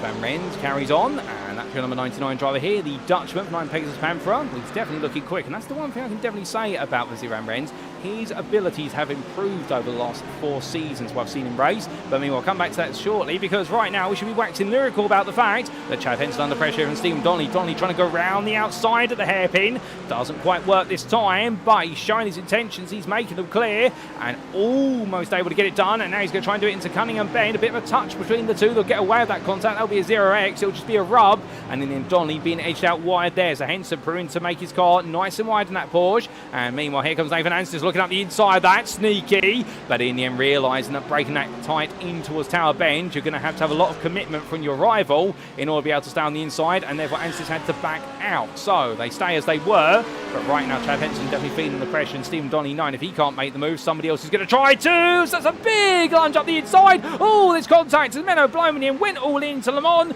And in the end, away it was. John Ludbrook tucking in behind as well. Wesley Van Rens watching. And Van Rens almost there, able to pass Menno Bloom. I think Bloom had the idea to make the move into turn 15 and then realised that Nathan Anstis wasn't going to go anywhere near as wide as he thought he was. But meanwhile, well, Chad Henson going defensive here in towards turn number 17. Up against the wall here. It's like a box up against the ropes. And right now, Stephen Donnelly here. He's looking one way and the other. He's going from what is the jab to the cross right now. And as he tries to make his way around the outside, it's not going to work. Runs so close to the wall there. And right now, Stephen Donnelly, I think he's taking the approach, which is he's paid to be on the grid today. He's paid to be here at Sebring. He's going to use every millimetre of the concrete or the tarmac, you name it. He's going to use all of it to try and take this place. But right now, Chad Henson proved to be just frustrated to pass here. Albeit a good kind of frustration for us guys and girls tuning at home, I can tell you that. As Henson's still going defensive. Donnelly looking around one way then the other. But there's no way in at the moment whatsoever. And Chad Henson right now really putting up the walls as much as he can. The gap to Simon Clifton in 7th place is now almost 4 seconds. Such is the amount of time they're having to spend behind Henson. But the turbo driver doing everything right here to go defensive. I think using this as practice for defence. But there's Donnelly trying to go around the outside. Contact between the two of them. I think then Donnelly in the end trying to sweep around the outside very aggressively under braking. And I think he's trying to turn in as late as he did. Well, Henson in the end just simply keeping his elbows out there. And well, I think there'll be some question marks about that one. Although I'm sure the two drivers will chat about that in due course. And we'll try and get a replay of that when we can. Because I'm not quite sure what exactly happened there. Whether it was Donnelly trying to turn into Henson, or whether Henson tried to run himself a little bit deep there just to stay safe, which would be his right to do so, but I think it's going to be 6 to 1 and half a dozen the other, as the saying goes. But meanwhile, as they keep on fighting, well, Henson definitely proved to be an absolute resolute forward in the sides of many. Looking back to Thiago Reza, he's still trying to do some work here to come on forward. We'll see what his game plan is going to be, as Reza right now definitely all on the back here of Barry Wenman. Well, I think for Razor, this is going to be one of those challenges whereby it could come down to strategy more and more rather than what is on track action at this point. Marcel Breitenbach, he's looking for an opportunity to try and find his way on past the machinery of none other than Max Wheeler, albeit Wheeler's open up a bit of a gap. You can definitely tell the fact that these guys are all still pushing on. As Matt Hoyland further back, well, after his big moment with Andy Chell, he's now chasing after a fellow Ferrari 296 in the form of Pete Piver, and these two getting ready to do battle very shortly as they make the way on down the back stretch. Building up that speed very nicely is Hoyland, looking quick, and the Glass Set Racing driver looking around the outside here. Can he get this move done in towards Sunset? He's going to try and sweep around the outside on the braking. The answer will be yes, he can. Pete Piver there does offer some opposition, but it's not going to be enough. As meanwhile, start of the pit stops here perhaps. Barry Wenman's coming for DXT Motorsports. Keep in mind, of course, we are running with lower fuel tanks, so therefore, by coming in this early, is that a sign of how wide you can go with regards to the fuel window? Or alternatively, is it a sign of the fact that perhaps he's got a problem with the car and has needs to make his way into the pits prematurely? Well, either way, we will see, but definitely a little bit of an unexpected moment there with regards to strategy. But then again, we can always see some magic happen no matter what and when, ladies and gentlemen. And we've seen some huge strategic gambles in the past from drivers, and they've worked out. But John Treem right now trying to attack John Nuggy as he comes down towards turn number 7, albeit on the inside there. That is going to be the car of Mike Barber stepping aside there, and John Breitenbach is just behind, but Treem tries to look for the move. Will be able to get in. The answer is no. He's still having to try and force this move out if he can. With all that effort, surely he'll be rewarded at some point, because if not, I think he's going to be absolutely kicking and screaming here. What exactly does he have to do to get this move done? And well, I think strategy might be the call here if he can't get it done on the road. Just for the simple reason that all being so close to each other. Well, if you can't get it done on the road, the only place you can get it done is in the pit lane, unless you press your rival into a mistake. Thiago Reza under a lot of pressure. Meanwhile, Max Wheeler right behind him as they come in towards Bishop Bend. And we're 20 minutes of this race almost complete. And right now, I think Thiago is feeling as though that Mercedes and also the other portion being brought with it in the form of Marcel Breitenbach. If they were any closer, they would be on his rear bumper quite literally. And, well, I think there'd be contact between the two of them. As Reza makes his way on down the back stretch. You can see the Porsche having the better corner exit initially, but that Mercedes able to just pull lengths in the end. Of course, the slipstream not being as pronounced in the GT3 as it is in other categories, perhaps on iRacing. And we're on the way up through Sunset Bend right now. Well, Reza able to just open that gap up just a little bit more, given the pace that he does have when it comes to corner exit speeds in the Porsche compared to the Mercedes, which is a little bit more straight line speed dominant perhaps. Definitely a back and forth between these two drivers, and absolutely brilliant batting every step of the way. But we're on the way on to lap number 11. Meanwhile, we come back up to David Hutchison, and he's got the close proximity here of Andrew Montine to deal with. As Montine getting closer and closer, will he look for a move here into the braking zone? The answer is going to be no, at least at the moment. So Hutchison holding on for now. I think at any moment this could all chop and change between these drivers. As they roll the way up towards what will be turn number 10. We do apologise if you do see your overlay just briefly disappear and then reappear, ladies and gentlemen. Don't worry, you don't need to adjust your TV set. That's on our end. We've just got some driver data being loaded in the background, and also some adjustments. And of course, this pre-season event, a perfect opportunity for us to iron out any kinks with regards to what is our broadcast ahead of the season. So that's why we also do run these on a slightly selfish aspect. But as Plague and Hutchison are a long way away, so Hutchison will think to himself, he's got nobody to race in front of him. He's only got the driver behind him to worry about. And well, that's not always good, particularly if you're one of those drivers who loves to have a carrot rather than a stick behind you. And indeed, you've got something to chase down rather than somebody trying to chase you down. Maris Hibner finding that now after being the hunter in the early stage of the race. He's now the hunted, although Hayden Miller going a little bit deep there on entry into a Sunset, but I think that's his line that he takes. He likes to go deeper there to V-shape off the hairpin. Well, the Scottish driver's got to be careful because the deeper he goes under braking, the more marbles he goes out into. And if he ends up going all the way into those marbles, then suddenly what will end up happening is he'll understeer wide, and that tyre barrier on the outside, it does not hold any punches. As we do say hello there to Andy Dawson, who says new glass tech livery is very nice. And we'll get into you, Andy. I hope you're doing well. And of course, Andy, a very celebrated and popular driver in the SimRacing International paddock. And in fact, I do believe, and he'll correct me if I'm wrong here, but something tells me I believe he was your Season 9 Elite Champion or Season 10. I'm sure Andy will correct me, but I know he was your Elite Champion, and he did take a step back from racing in the series due to family commitments and also other personal commitments, but he's always a Hall of Famer in the SRI community. But as Miller makes his way through turn at number 7 and up towards 10 again, still giving the chase. Well, these two right now, I think they're definitely keeping an eye on each other's pace more than they are looking to fight for moves. But John Treen, Matthias Smolny and Mark DeVries all still together here, as we do see Treen just hold his line. Smolny looking for a way in, but that's not going to work there. Really are seeing the different characteristics of these machines being pronounced. The Porsche being more confident in the corners, and that Mercedes being absolutely bullish on the straights. But of course, the one downside of all that speed the Mercedes can carry is the fact in low speed corners, particularly at first and second gear corners, it will struggle with rear wheel spin, and it will really rely on its traction control in order to try and offset it if the driver is not very good with their foot, if they're very lead-footed, should we say, or heavy-footed. But as we talk about the comparison of the cars, one thing we definitely need to talk about is some of the big moments from earlier on. And we had this big moment for Stephen Donnelly on lap number 9.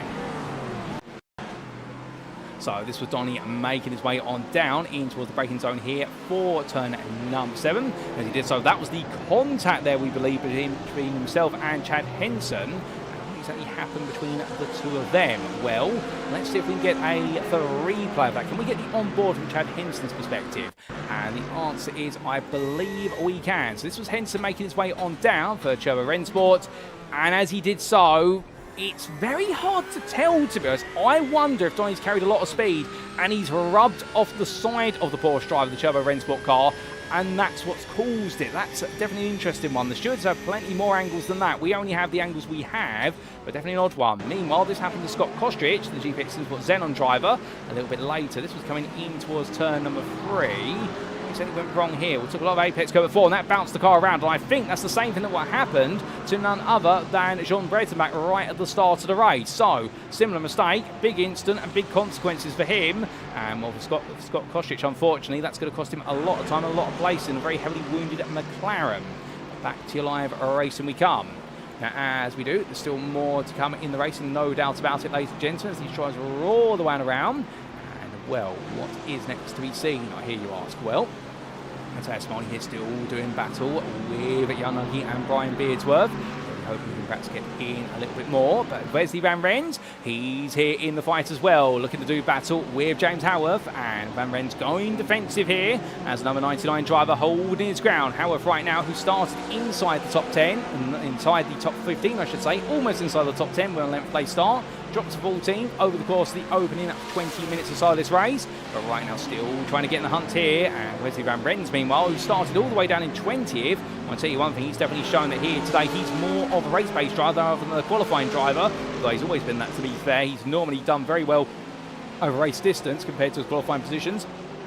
And right now, number 99 driver here, definitely going on the attack, as meanwhile as the car around, that's John Ludbrook. Ludbrook's into the barrier, and the GP were on its driver, spinning out at Tower Bend. And well, I think that's a classic moment of going a bit too wide on the exit of the corner, and the rear left tyre spinning up on the dirt. But John Ludbrook there, seeing his race fall to the dirt for a brief moment and dropping all the way back to 18th place. So, unfortunate there for your number 14 driver, and making his way on through, not the way he's wanted to go whatsoever. As Ludbrook brings it back together at the moment, well, he's going to have to do a bit more work if he wants to now get those places back. Nathan Anstis, meanwhile, under attack from Stephen Donnelly again. Donnelly's still trying to find his way through. Remember, Donnelly, of course, after that contact with Henson, lost out places, but he's going to gain one back, moving to 10th place then versus Anstis as they come through Sunset. And making the way on down, as we do say hello there to Phillips 91, who talks about some questionable defending from a driver earlier on. I do believe that might be Danny Phillips there in the YouTube chat, unless I'm mistaken. I'm sure he'll let us know. And also to see it's all gone a bit wrong for you, sir. If you are Danny, just a simple reason, an early retirement like that, not the way anybody wants it to go. But as we do have a pit stop for Wesley Van Rens, I look at my contact booth window. John Ludbrook's also in the pit lane for repair works of the car, understandably, after that spin and brush with the barrier. And even though, of course, the repair work definitely will take a bit longer, and that's definitely the high-stakes nature now of the Masters with the absence of the fast repair. So they'll have that on their mind as they continue the racing here, just the risk. But Chad Henson right now still holding on, definitely proving to be an absolutely wide-body racer, no doubt about it, and does not want to give in whatsoever versus all the drivers. But he is creating a queue and then some, and making his way up towards what will be turn number 10 once again.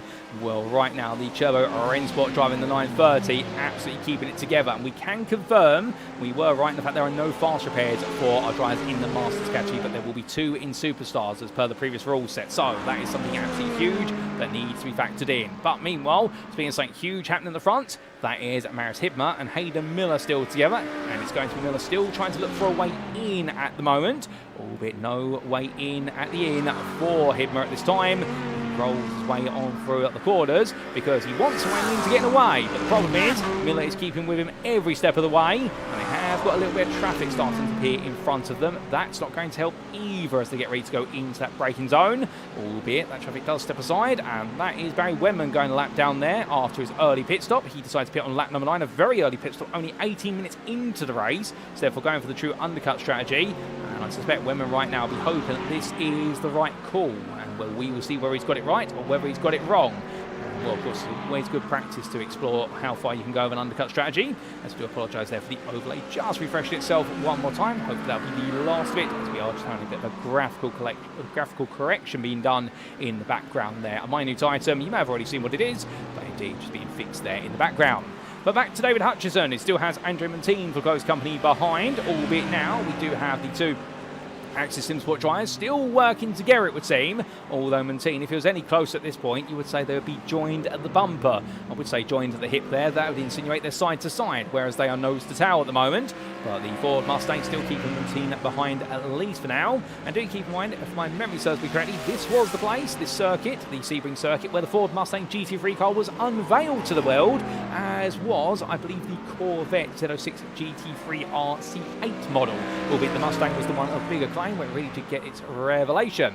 But all these drivers head on around, and we do say hello there to Jared Love, who says all DDK boys lasted 4 corners in the Superstars. Season can only go upwards, and I'm very sorry to hear that, Jared, but at the same time glad that we have you with us now and tuning in. I hope that brings you some solace for what sounds to have been a nightmare day in the Superstars category. But to be fair, get out of the way in pre-season, and afterwards, like you say, everything can only go upwards from that point. Indeed, success will come to those who persevere, and we definitely know that you're one of the most persevering drivers out there, including what's that brilliant performance in the season finale, if my memory serves me correctly, of season 11's Split A.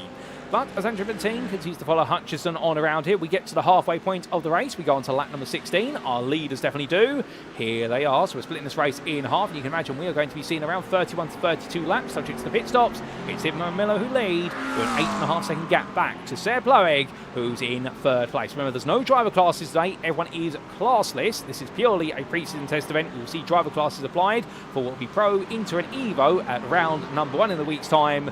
But right now, push each other onwards. And from Loeg, it's 6.5 seconds back to David Hutchison, who still does have Andrew Montine constantly staying with him. That's your top 5. Samuel Clark is in 6th place at the moment. And the Vulcan Vassals by Glasset Racing Dry in the 4-2-1. Still definitely looking to be with form and force. And he's got to be ahead of Simon Clifton, is 5 seconds behind, and is 7 seconds ahead of Chad Henson. We have had some pit stops playing out now. We have had Max Wheeler come into the pit lane, as we have had Brian Beardsworth come in. And Chad Henson right now definitely trying to keep everybody behind him, including Menno Blom and Stephen Donnelly. But we have had some pit stops, Nathan Anstis being one of them. He has come out ahead of Wesley Van Rent. Here they are for what is introspection. And the 296 driver currently 4.5 seconds ahead of Van Rent. He had a quicker pit stop by comparison. That's important because they are trying to undercut Henson, who has really proved to hold everybody up in that battle for its 8th place on the road. And we do believe it's effectively a battle for 8th through to 10th place, approximately. But we'll see where it's going to be when this is all said and done, as the Team UKSR driver roars his way on around. He does so. Well, I did say it was a three-wheeler racing car earlier on. Definitely a bit of a different livery on the car. Indeed seems to be a UKSR livery the more and more I look at it.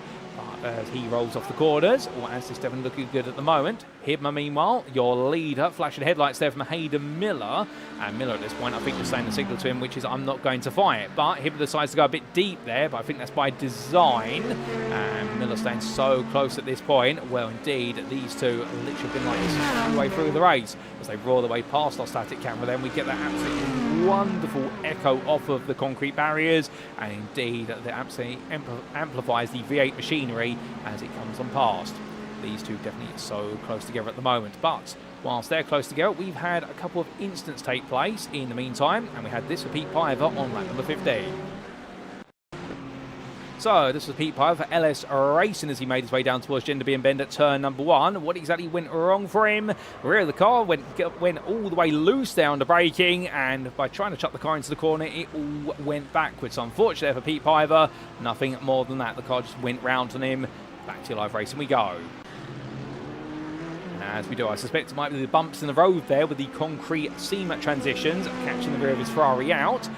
Back to your live pictures, and here is the big question mark. Can anybody find the way past Chad Henson? Because Stephen Donnelly's not been able to do so, Menno Blome has not been able to do so, and Blome right now really in an uncomfortable spot as we do ride on board, looking over the front, or the front dashboard here at the 330 from Ireland for Stephen Donnelly. And remember, he is the wet weather maestro of these competitors. He really does know how to drive incredibly well in the wet, as that brilliant pro win in the Portimao race at last season's show. But as he tries to go around the outside there of Menno Blome, not able to find his way through. And again, whilst there are question marks between what is the contact between himself and Chad Henson, indeed, I think it was a 50-50 based on the camera angles we've seen, but we won't dwell on it any longer because that's what the stewards do, which is in the commentary booth. But coming all the way through, turn at number 10, Donny right now definitely keeping Blome for good company. Now we say hello there to Foxdown Dan, who asked the question, how has S. Clark's race been so far? Well, I do believe that is going to be in reference to Samuel Clark, and your answer for the Vulcan Masters by Glasset Racing driver and anyone who's cheering him on is he's having a good race, to be fair to him. He is enjoying a very lonely 6th place. He has got Andrew Montine and David Hutchinson 4 seconds up the road, who are battling for 4th and 5th, and Clark is matching them for lap pace, but he's not getting any closer and not getting any further away really at this point. So therefore, he's happily in 6th at the moment, and I think it's a really good barometer of where he could be for the season ahead as he runs so deep there into Sunset, but he keeps that together. David Hutchinson into the pit lane then, so he comes on down pit row. Meanwhile, Andrew Montine comes on down the start finish straight, and I think the fuel saving that he's been doing in the meantime, the Axis SimSport drive, that may have helped him out quite considerably in the number 7. I think he'll be quite happy with the way this race has gone. Now he'll be looking to try and overcut David Hutchinson by simply going longer. Hutchinson meanwhile has not had the chance to fuel save in his Ford Mustang anywhere near as much, and we will see what that will bring them in relation to Samuel Clark. You can see them in the rear of the picture, so he is going to be on the minds of them as more and more drives into the pit lane. I think we are starting to see the end of those 65% fuel tanks. James Howard heads on down, more cars come past. John Treen and Rob Mackay make their way past. Here they are, and Treen looking up the inside. That's a big lunge on the inside there by Treen. Goes all in. Does he get it nailed? He almost does, but they come out the corner. It's going to be too wide up towards turn number 3. Well, Treen decided it was time to go for the Axis SimSport driver, but Mackay goes back up the inside. Lovely counter-attack there from Mackay, and Treen tries to come back at him a 3rd time here. It's not going to work as they make the one through. Looking back from the rear of Mackay's car, and right now the 26 is literally breathing down his neck. But Mackay's no stranger to this. He absolutely holds on to the dearest of moments, but as they look the way down towards the hairpin, is that going to be Treen looking? He looks once, he looks twice. In the end, he doesn't go for it. He keeps everybody guessing, but he's got to be so careful with the double feint there, because of course, the closer you get to that braking zone, if you keep weaving the car off of racing line into the inside and back, you're unsettling the rear end. And in the Porsche 992, it's rear engine rear-wheel drive. That car's got all the weight over the rear axle. It becomes a huge pendulum when you do that. And remember, they're not braking down from, say, 100 miles an hour to 50 miles an hour. They're braking down from 150 to around 57 miles an hour. So they are really slowing those cars down quickly, and that's why Treen's got to be so careful. But he seems to have got it comfortable at the moment. But as they roll the way through, we want to keep doing that as a small mistake from Mackay. Treen has to pull out there. No, otherwise he won't get the exit speed he wants. But now looking around the outside to Bishop Ben. Wider circumference of a corner. He's really annoying Mackay right now, and this fighting is going to cost them time. Matthias Smolny is closing quite quickly here, as we do see the Type 2 racing driver in the number 16 moving onwards and rolling the way through at turn 15 to 16 right now. Well, your number 16 driver here close, but not close enough perhaps to get involved. But brilliant battling going on between all these drivers at the moment. and Treen really getting stuck into the fight with Mackay. Further back, Matt Hoyland trying to pick off John Ludbrook, who's recently passed him, and well, both of these drivers have pitted, so therefore they have completed the one-only pit stop. Ludbrook, of course, coming on lap number 13 after his spin coming out of what was Tower Corner, which we still do need to get a replay of, because that's what forced him to pit quite early. In fact, we've got a replay of that lined up, but Matt Hoyland now following him closely, as we've got more pit stops planned out for Andrew Montine, Samuel Clark, Simon Clifton, Marcel Breitenbach, Rob Mackay, John Trina, Matthias Smolny. They are all into the pit, as that is going to be Andy Chell going on past, I do believe, there, albeit the best part of unlapping himself. In fact, no, that was Mike Barber there. I do apologise. And as Samuel Clark makes his way out of the pit lane, well, he returns to racing in 7th place. But how close is he to David Hutchison? And the answer is not very, but what I can tell you is that Andrew Montine has cleared Hutchison by 2 seconds, so the overcut has worked here for the Axis Sport driver ahead of his teammate. We expected that given he was fuel saving off of the back of his teammate. Hutchison's now 2.5 seconds behind, and it's 2.5 seconds back to Samuel Clark. So the plus side for Samuel Clark is he has halved the gap to Hutchison. The problem is Hutchison now needs to play chase to Andrew Montine, so therefore there's no real fighting or step on each other's toes, the Axis Sport drivers, so a bit of a double-edged sword there for them. And Samuel Clark does also have a bit of a growing threat of Simon Clifton. Clifton is starting to lap quite quickly in 8th place here, so the Axis Sport third player in this might be able to get a bit of a roll going. But into the pits has come Hayden Miller. So Maris Hibner came into the pits, only a lap ago. So it's going to be between these two for what will be the win this race potentially. Unless their player can pull off some magic here, but right now I'd say he probably cannot. Hibner's behind Henson, but Henson will have to pit at the end of this lap by looks of things, given the fuel tank lifespan. But as we do have Sarah playing into the pit lane, let's look at my content booth window.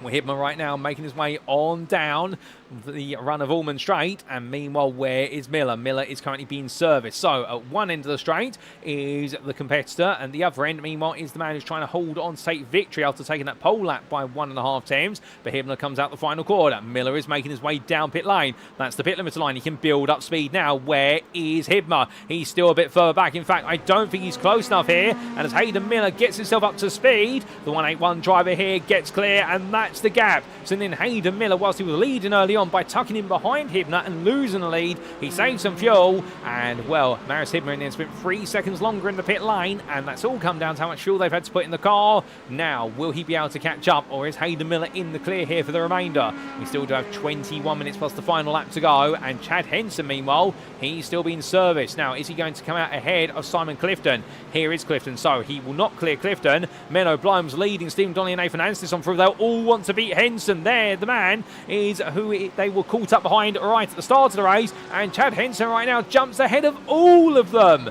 My good lord. Well, I can tell you one thing, Chad Henson, he's a very firm defender, and right now he's very smart in strategy as well. He's come back out in 8th place, and Blom, Donny and Anstis are all going to look at this, and I can imagine in unison, although they probably won't have meant to, there might be a few words coming underneath their visors there. They may not be what is PG rated, they may be 15 or 18 rated, just for a simple reason. The man who's proven to be absolutely obstinate, well, they're now still behind him, and they're behind him by 2 seconds, intriguingly. I think they have battled each other a little bit as well, because the pit times are very similar. But credit where it's due to Chad Henson. He's doing an incredible job here, and well, if he can do this in the pre-season, can you imagine when it's going to be like when we do go racing in round 1 in a week's time, in the fact that right now he could really have a very tenacious race attitude, but also a strategic approach here. It's going to make him one of the hardest drivers to pass, but to be fair, as long as he does it fairly, you can't complain at it, and we've seen some very good elbows out racing between him and his rivals today, and we wait to see what else is going to happen. And Stephen Donnelly, well, right now I think he's the most frustrated in this quartet at the moment, as that's going to be Blom taking a trip to the weeds, and well, Donny here is going to have one chance as he needs to outrun that Mercedes before he can get into 5th gear, and as he goes around the outside here, Donny does just about get ahead, but you have to be on the inside into the first part of Le Mans at 15, but Donny will get that move done. So smooth move there from the 330 driver, and here comes Nathan Anstis looking up the inside, but remember that's a tapering apex there, and Anstis goes all in. Blom turns in, but Anstis gives him the space, he gives him the room to race, he does not elbow him off the road. Great awareness there for Anstis. He knew if he was going to lunge there, he was hoping that Blom would back off, that Menno Blom would essentially panic and then react by simply backing off, but instead it was none other than what was your driver of Menno Blom there was able to make his way on around, and as they roll the way on through right now, Anstis has still got a bit more work to do, no doubt about it. And well, coming down that start finish straight with 90 minutes to go, well, they'll all be looking at the front and thinking they've somehow got to find their way past the golf coloured livery at Porsche, but it is a little bit off into the distance. And We see John Treen coming out to turn number 17, still behind Matthias Smolny. These two enjoying a good battle. Matt Hoyland's now getting a bit closer to them. Hoyland, who did not qualify, but to be fair, Hoyland's pace, I think he's been doing a bit of a practice the first overtake challenge here today, and he's absolutely on the attack. Behind the way through that left-hander and up towards what will be turn at number 3. Well, the tries onto the brakes at the moment, no change at least for now. But speaking of changing things up, we do need to take a trip back in time to see what exactly happened to John Lubrat back on lap 13, which triggered him to come into the pit lane, and this was the big spin at Tower Bend. So this was Lubrat making his way into that braking zone, and as he did so, well, carried all the speed in, went wide, got the power down, and it was the rear left tyre there, which we thought it was, had just spun up a bit too aggressively, and that's what sends him on around and to the barrier. It's unfortunate for the GT3 Sims on extra, although well done to him for converting it into his strategy. We had this on lap number 19 for James Howarth meanwhile. This was the DXT Motorsports driver making his way in towards turn number 5. What went wrong here? Because he was looking quite good to be fair. He's now down 24th. Oh, it was a spin coming out turn number 5. And, well, the bridge there hiding him. But thankfully, we've got a different camera angle to see the car being picked back up. And the DXT Motorsports driver having that huge moment. And that's relegated him outside of the top 15 finish here. Understandable. And he's been very frustrated himself for that one. And that explains the story there.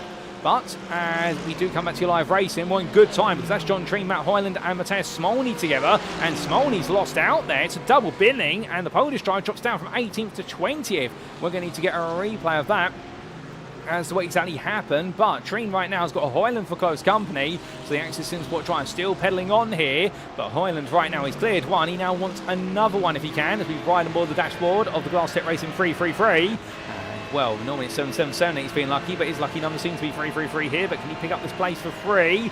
Looks the outside. Is he going to go for the switchback here? No, he's going to go for the V-shaped cut on the exit then and build up the momentum in towards Genderby and Ben. Lovely run here, taking that V-shape. So that's going to put Treen under big pressure now as they get ready to go in towards turn at number 1. Hoyland closing little by little. In fact, so close at the moment. Looks the inside into Genderby in. When he pulls the trigger on it, yes, he will. Going all in. And the 26 driver here holds that outside line. If he can carry the momentum, they'll be too wide up towards turn number 3. They're going to do exactly that as they come into the braking zone, but Hoyland's on the inside. Porsche on the brakes, but the Ferrari of Hoyland is not going to stop for anybody as he goes a bit deep, and that's going to bring Treen back to the inside in towards turn number 5, and John Treen holds on to 18th for now, but he himself goes a little bit wide, a bit of oversteer on turn 15. He has to get that car back together, and Hoyland now looking to attack around the outside here through Big Bend down towards the hairpin. This is absolutely brilliant stuff between these two, and going on to the brakes, well, Treen on that inside, surely he's got this done, and as Hoyland can go all the way round, he's going to try it, and Treen has to give him some space. They rub paint, they're rubbing even more here. It's literally rubbing door handles as they come through. Well, I think somebody's lost a rear wing mirror, and I'm not quite sure who,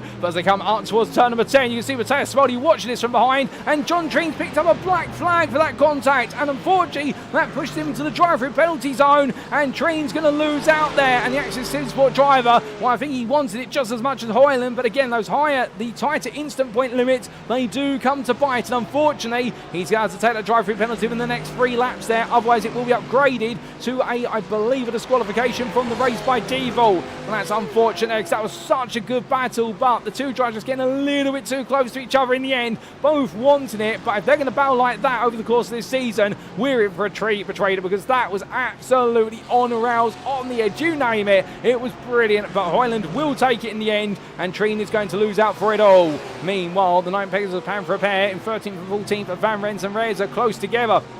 And as the saying goes, well, the first thing you want to do in motorsport is beat your teammate. Rule number 2 is don't take your teammate out. But heading up towards what will be turn at number 1. I think Reza wants to get him past here. And Will Van Brent holding that lead position at the moment, looking quite comfortable. But what's that in front? That is Nathan Anstis battling side by side with Menno Blom. Blom here trying to get through into 10th place here. Anstis on the outside. Are we going to see a similar battle to what we saw any moments ago? We are, as they're going to go too wide all the way through the quarters. Treen, by the way, is making his way down pit lane for his drive through as I look at my contact booth window. But as Anstis gets much better traction out turn number 5, unfortunately Blom's Mercedes is just able to blast off that a little bit too quickly, and therefore that battle is going to take a bit of a pause at the moment as Anstis looks to the inside. You see Blom immediately reacts here, sees the move potentially coming, and in the end Anstis has to park up. He can't find a way in. Now we do say, where's a quick mention there to Phillips, who confirms it is Danny Phillips, and well, no worries Danny, and I do apologise for seeing how it's all gone a bit wrong for you today, but hopefully you get the problems out the way today at least, and come round number 1 it's a much happier time, And we also do see a little bit of banter going on there between Phoenix Racing 80 and Jared Love, talking about what happened to Jared Love in the Superstars event this evening. Well, as long as you guys and girls keep it civil there in the YouTube chat, which you always do, to be fair, we never mind a little bit of banter and teasing one another. But as we do see Nathan Anstis trying to carry on versus Meadow Blow, flashes headlights there, trying to get into the head of Meadow Blow. I don't think there's any malice between these two, but I'll tell you one thing right now, they've definitely got the bit between the teeth. These two are enjoying a really good little rivalry. We'll have to wait and see how that is going to evolve between them. As Van Rens and Thiago Rezo getting close, and Jan Osterberg as well. They are building up a queue of cars there for 10th place. I think right now everyone feels like if you can finish inside the top 10 here today, an incredibly stacked grid for the Masters is definitely going to feel like a huge achievement. What's happening further down the order? Well, battling almost a lap down at this point, but to be fair, they're enjoying themselves. Pete Piver and Andy Chell, they're fighting over 27th place. Piver right now giving chase. And, well, Chell holding on at least for now.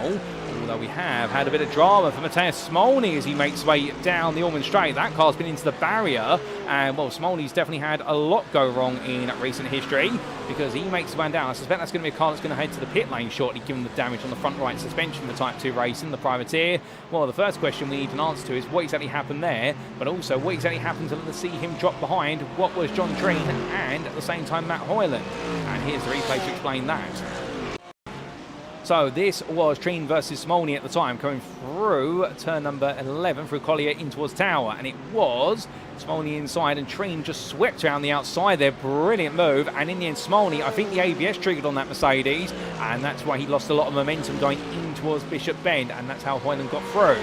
But that was the best part of 2 laps before this happened, where Smolny's race went from good to bad to what was wreckage, I believe, as he came in towards Le Mans corner, took all the apex curb, car went wide as a result, rear left tyre touched the grass, tried to get the power down with counter steer on, and the car just been sent to the tyre barrier there. A big compressional knock, and that will definitely be a damaged front end, but I think the way he's gone, he may get away with it and may not need to come to the pit lane, thankfully, given the fact he did hit the tyre barrier head on, so therefore he will have damaged the front splitter and also probably not quite a bit of the aero back over the car, but he will not have damaged the suspension. If he'd impacted it on the front right corner, I think it would have been a trip to the pit lane there for a damaged front right suspension, and the car would effectively be crabbing, which is where to drive it straight, you need to have the steering wheel pointed at a significant angle. Although, saying that as he comes through Collier Bend, that did not look a happy car to be fair. I think there is some damage on that car as he goes quite slowly there coming through Tower. That car does not want to hook up on these bends anymore.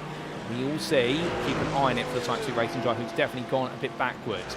Meanwhile, Max Wheeler and Matt Hoyland, they're back together here as it's going to be Hoyland getting on past Wheeler, and Wheeler decides not to fight this too much as he gives up the place there to Hoyland, and I think that is just simply out of respect to the fact that Hoyland is proven to be a bit of the quicker driver at the moment. But then again, as they roll the way through turn number 17, well, the three-wheeler racing driver right now trying to stay with Hoyland as long as he can in the pursuit of Ron Mackay, who's 3 seconds up the road. Back to your lead as we go, and here at the very front of the field, we can see Hayden Miller still leading by 2.4 seconds over Maris Hibma, and Hibma is lapping a little bit quicker. Last couple of laps, those lap times have gradually been trundling on down. How exactly have they compared, I hear you ask?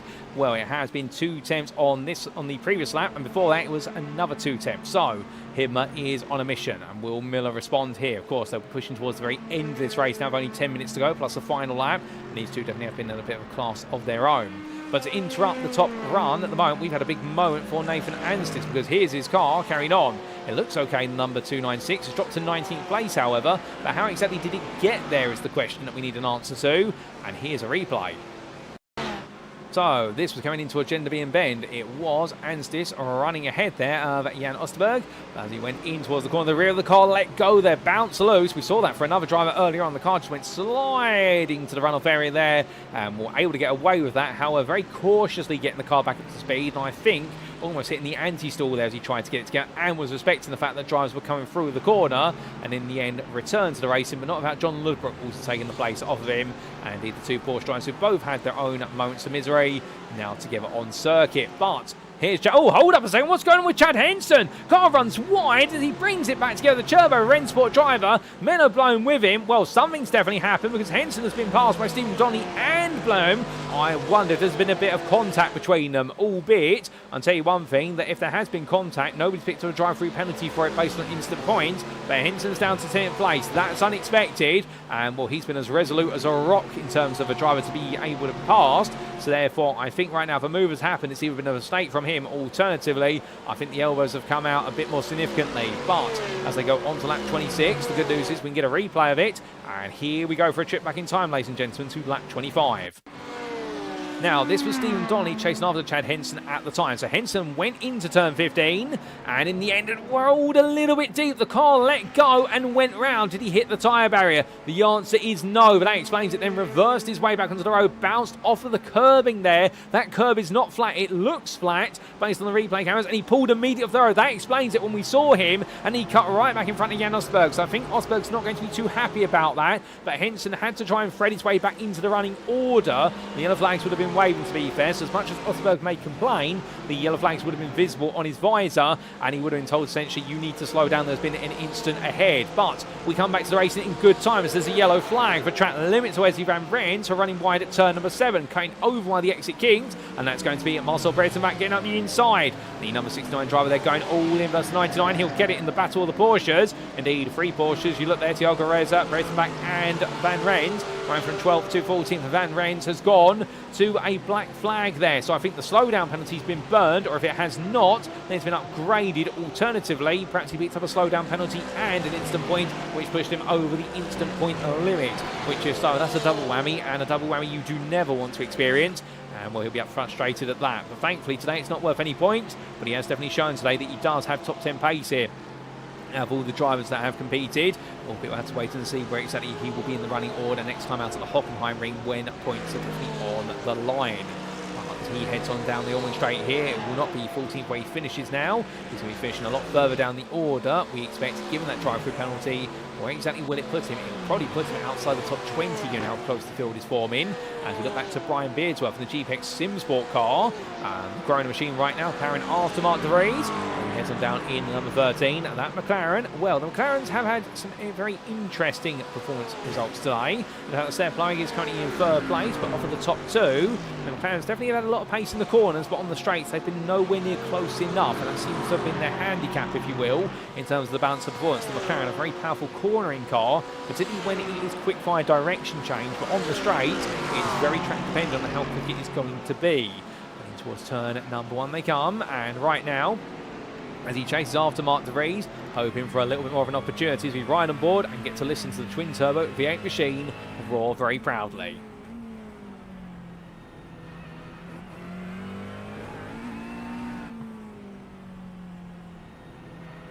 As he makes his way out to turn number 5, and that's given us a great opportunity there to take a sip of water in the Conte booth. Well, Beardsworth here still trying to give chase, albeit De Vries at 7/10 clear and pulling away a little bit as James Howarth is closing up now. We look behind, and there is the Mercedes driver, sans front bumper in his car, and the number 8 right now, definitely not removing that front bumper for aerodynamic reasons, and that's going to cause a bit more aerodynamic drag through the straights, and that's going to hurt the Mercedes where it wants to shine. But that bumper's come off and he doesn't want to come into the pit lane to try and get it reinstalled. It'll take a lot of time. It'll take the best part of at least a minute most likely for the team to fit it, so therefore that's why he's running it without it. And again, the lack of fast repairs definitely proving to be an absolute key quotient here with regards to how it can change things up. As meanwhile, Thiago Reza, 9 Pegasus Panther driver, weaving and winding his way between the apexes and coming in towards turn number 16. Brazilian driver here still looking very much in control ahead of Marcel Breitenbach, and Wesley Van Rens has fallen a bit further behind. So Van Rens not quite in the running order this right now, but of course he does also have what is the damage to his car, and whilst Marcel Breitenbach stays close, it's also a question of Van Rens, when's he going to serve that drive-through penalty. Meanwhile, hold up a second. What on earth has happened there on the exit of the final corner? We've got black flags aplenty. Men are blown right now into the barrier. Cars parked up pointing the wrong way. And the SimRacing Team Lowlands driver is trying to reverse it into the pit lane. He does so in the end. But my good lord, we just looked for a moment at Chad Henson's car and suddenly it's all bodywork everywhere behind him, And while I don't think Chad Henson's caused it necessarily, but we will see, because that was definitely very close between those four cars coming through. Jan Osterberg, meanwhile, head of Henson here, and well, the Vulcan Fastest by Glass Racing Drive has got ahead. I think there's been a bit of an instant, and we're seeing the aftermath of it now, because there is Reza and also Brayton Mack just behind as they come down towards the hairpin. But of course, we'll reserve judgment until we know the facts at the end of the day. But into the braking zone they go. Here comes Togo Reza up the inside. And I think right now Henson's struggling. He's got some damage on that car. I can see flaking of paint on the front bumper. So I think there's some bruises on it. And in the end, Reza and Brayton Mack both squeeze on through. And Henson drops down to 12th place. But what on earth exactly has happened? Well, before we can get an answer to that, we need to look back here to Beardsworth versus Howarth. Howarth trying to go around the outside of Beardsworth. Can he get it done into the hairpin? The answer is no for the Dixie Motorsports driver, because on the inside, Beardsworth is able to get better traction. But as they head all the way up towards what will be Cunningham Bend, well, on board James Howarth we go here. He's going to be made to look around the outside once more, but can he outwit his rival into a switchback? Knows the answer. He's going to try and go all the way round, but tap there side to side, and that does see Howarth just elbowed out a little bit. Well, no malice meant there, but I think Beardsworth just simply outbraking himself slightly, and it enables him to hold the position. But he's got to be careful of that, because that will be a registered contact between the cars. But from that, what exactly happened? As we do see Beardsworth run wide, so in the end, for all his valiant defence, a mistake of his own doing at Tower Bend, and Sonny Howarth is up into 19th place. With that place change, we take a look back to what exactly happened for Chad Henson and company only months ago, and this was Menno Blum and Chad Henson coming out of the final bend.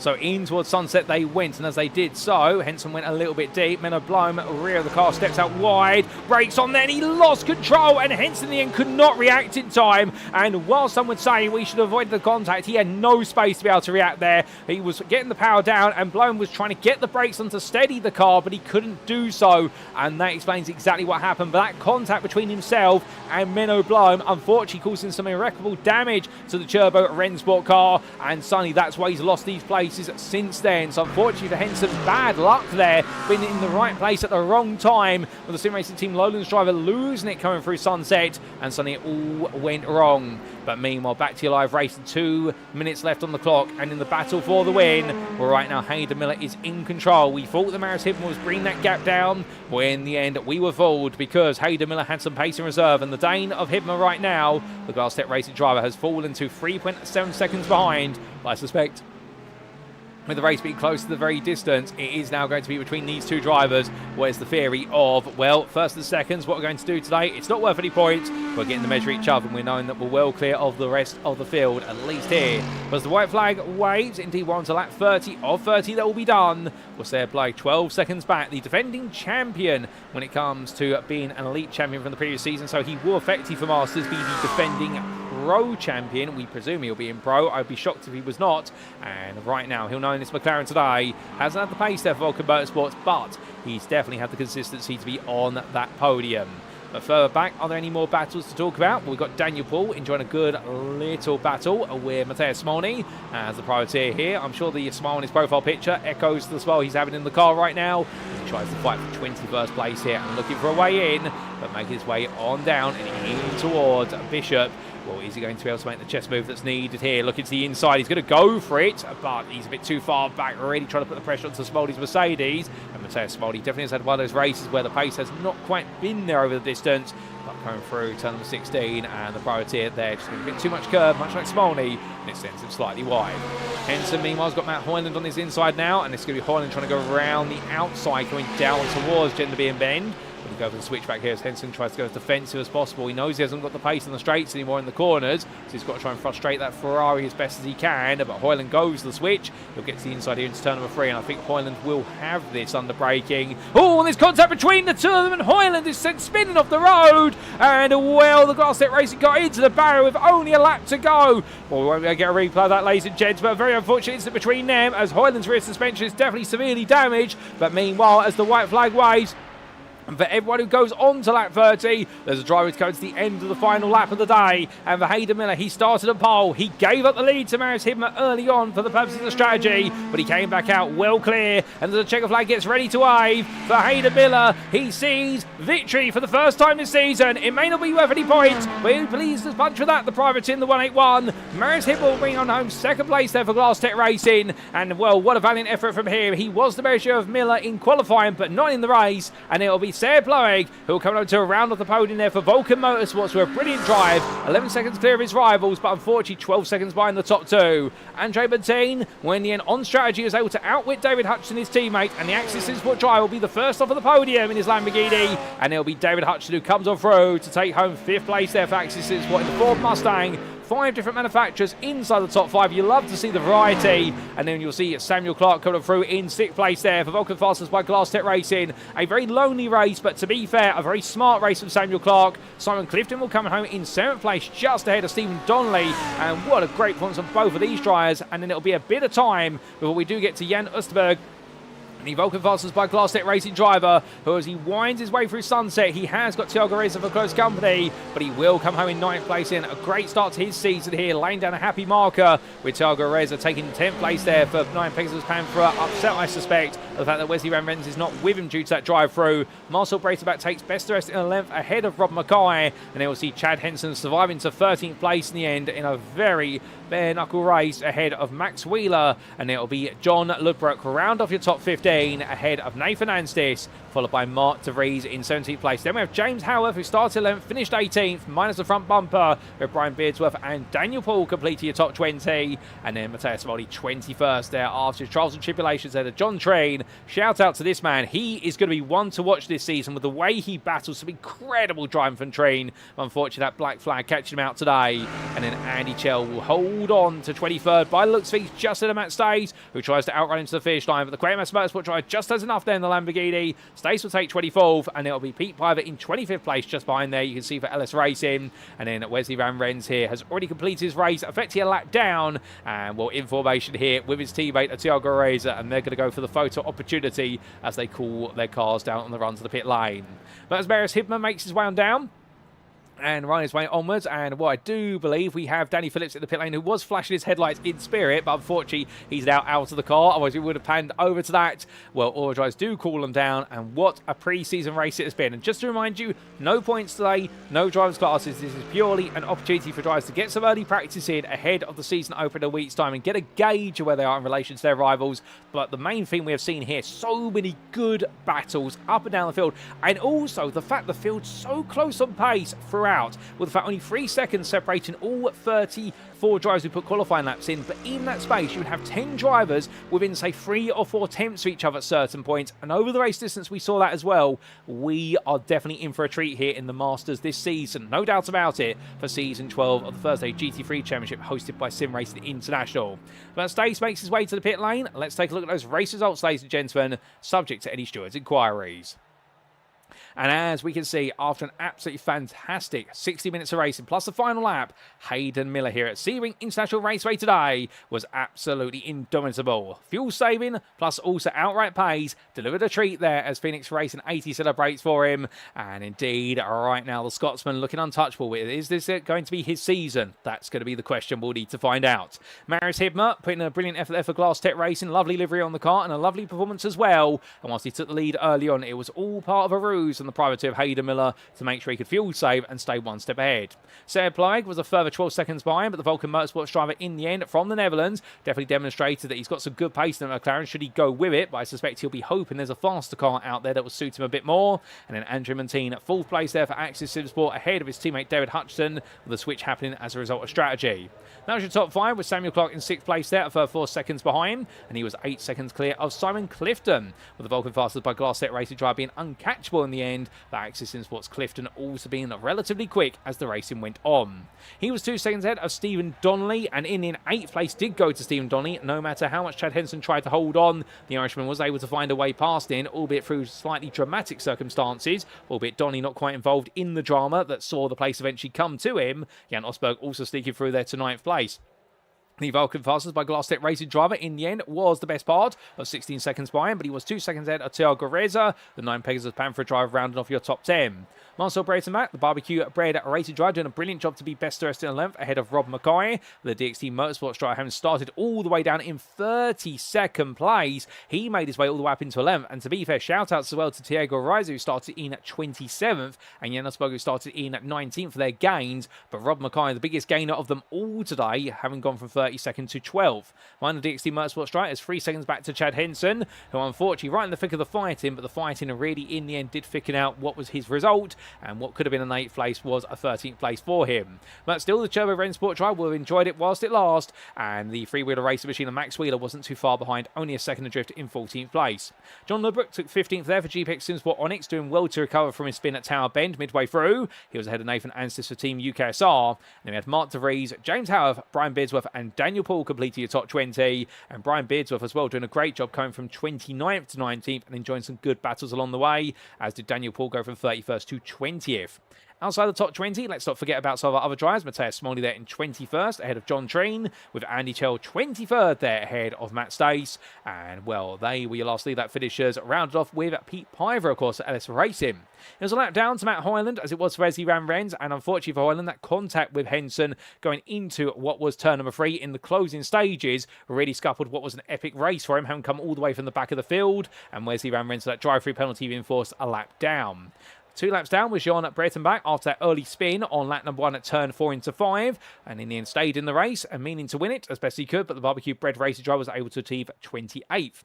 It was 2 laps down for Menno Bloem for SimRacing Team Lowlands after his race fell to bits right towards the end at sunset, and Mike Barber was 30th there for Quatermass Motorsport, 3 laps down. We also did see retirements in this race. Barry Wenman, Jan Nagy, Scott Kostrich, Nick Starb, Danny Phillips and Owen Stewart being the earliest retiree of them all. So in the end, ladies and gentlemen, 36 starters and a grand total of none other than 30 finishers, of which 25 on the lead lap. Well, that's a rundown of your provisional results, subject to any stewards' inquiries, and that's our racing complete here for the Masters pre-season event at the Sebring International Raceway. But don't fret if you're thinking, is that all for the broadcast today? Because in classic fashion, of course, ladies and gentlemen, we do have post-round interviews coming up as soon as we possibly can bring them to you. So don't worry, in approximately 5 minutes' time, we'll be back to hear from some of our drivers, and we might be able to ask them some rather pressing questions, and the most important ones being about how they're feeling for the season and whether they're going to be locking in the car they've driven today as their final car choice. But for all that and more, stick around. We'll find out what exactly our drivers have got to say in approximately 5 minutes' time.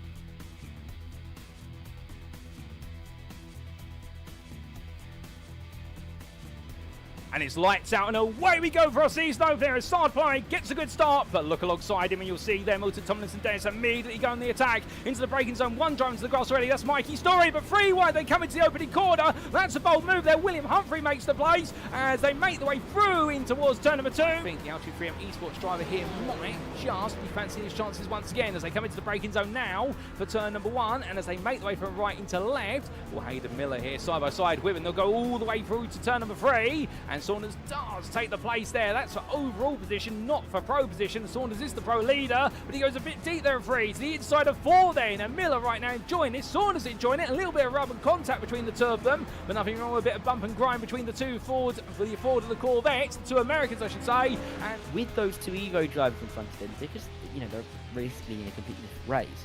They're just a barrier up towards the likes of Rubino and Wenman. Oh, there's Rubino going off the road, and here comes James Bostock, past 1, past 2. This is a great little move from James. Oh, and look behind him as well. Hardiak, up high. He decides to come back down low. But Denny Plurger has really lost a lot of ground here. He's lost 7 places since the start of this race in that green Porsche. But look at this for the lead. Hammond wants it. He's gone back down the inside. He got off the brakes again to let the car down the inside of Rob Mackay. And you said Rob was going to be clinging on at the front. And now he's clinging on to second. Great move by Lewis Hammond. Really good committed stuff. And look, down the inside, Richard White. He wants a piece of this in the Porsche. He's got James Bostock. And it's lights out and away we go here as Mirko Bortolotti goes exactly on the green, and as they roar the way down towards turn number 1, Martin Statman side by side with him, but look behind Tim Perry under pressure and Miguel Leon immediately as the Enosis Esports driver tries to put the pressure on. Further back we've got 3, 4 wide, they're all in the crush as they come through the opening bank. Look back for the rear of your second place runner Statman, and Statman right now for the Gazex Racing team. What he's trying to do here, I think now, is just hold on to second, and if needed, he may have to act as a bit of a buffer and perhaps sacrifice a little bit of his race for the race leader. leader here. Although Bortolotti, to be fair, I think might be holding some pace back. But here comes Lux in the tow. In towards what we roller coaster they come with the Virginian corkscrew. It's left into right very quickly here as they both make the way. And it's 2 wide on entry. But Lux gets ahead. It's up into second now, as it will be Martin Statman falling down to third. But Callum Lux does clear another one. And now only one car is between him and an opportunity of victory here tonight. Which is Perry going to make the move, or I'm going to have to make the move for him? Well, there's your answer. Perry's going to go on the inside here of Dean into the braking zone.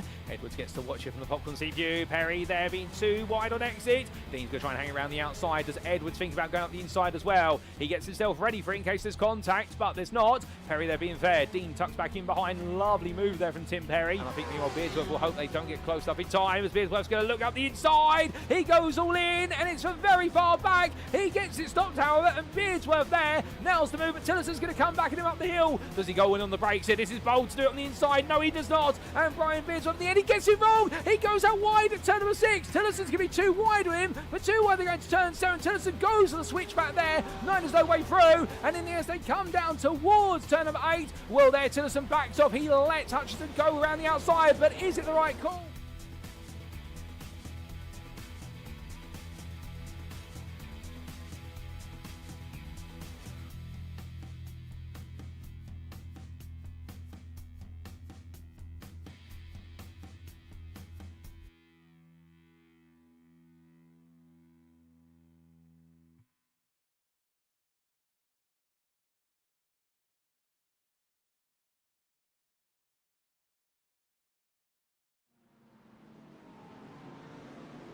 Okay, ladies and gentlemen, without further ado, it is time to kick off our post-round interviews, our first for this season. And we're going to start off by coming straight to the top, because getting ready to join me now in the interview room, in fact, joining me now is none other than our race winner for today, who is none other than Hayden Miller, who joins me in the interview room. Hayden, good evening to you, and what a way to start off your Masters season. It may be pre-season, but you looked at there was only one conclusion in your mind today, and that was victory. How was that for you?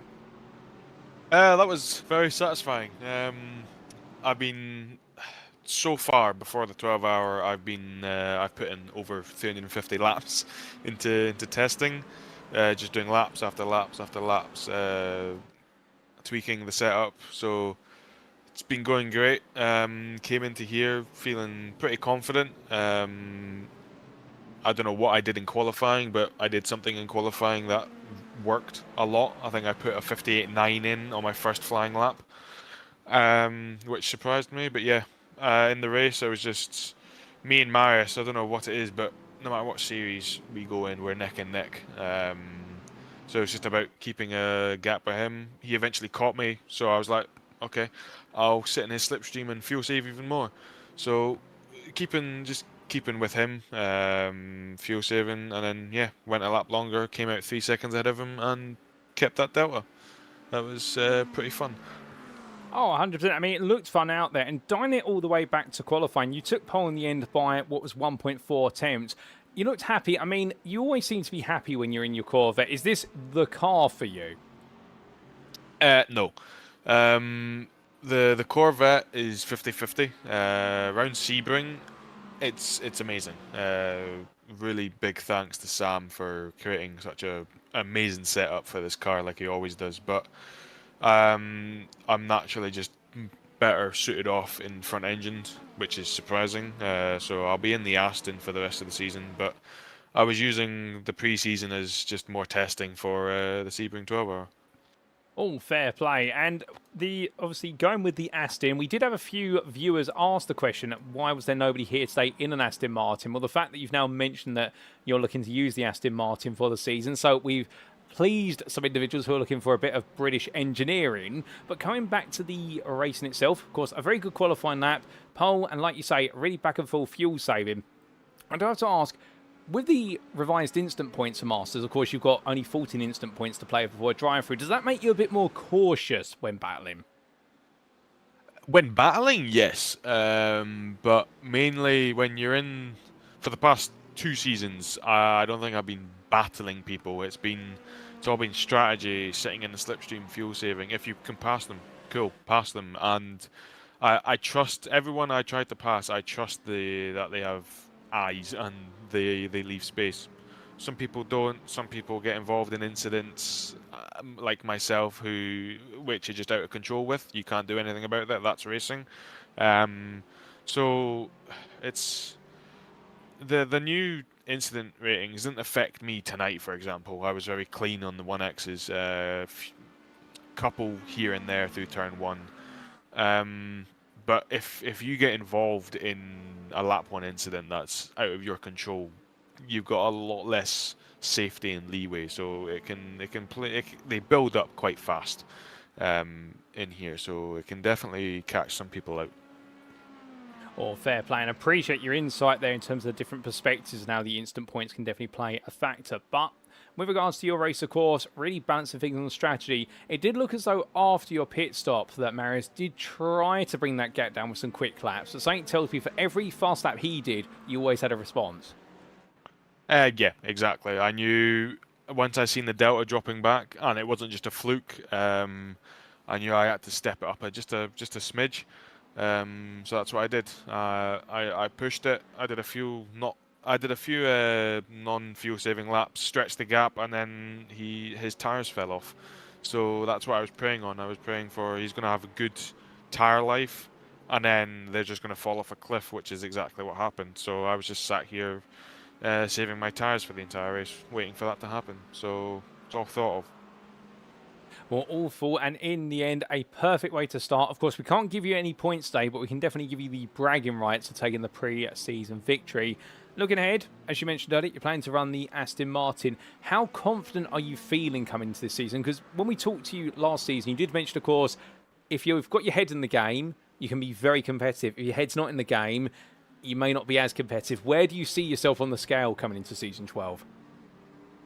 Out of 10, I'd probably say 7.5, 8. I need to make by myself a few setups for some of the tracks like Zolder and Donington. I've never made a custom setup in my life that's competitive for the Aston, let alone GT3.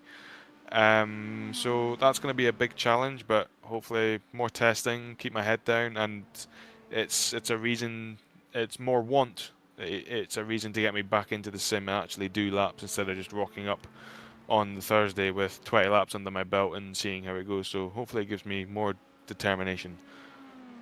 All fair play. I'm loving that motivating factor. And looking at the bigger picture, of course, this weekend we do have the Sebring 12-hour. By the sounds of things, yourself and the Vulcan Motorsports team are definitely fielding a few teams out there. Yeah, I believe we've got, I want to say 5.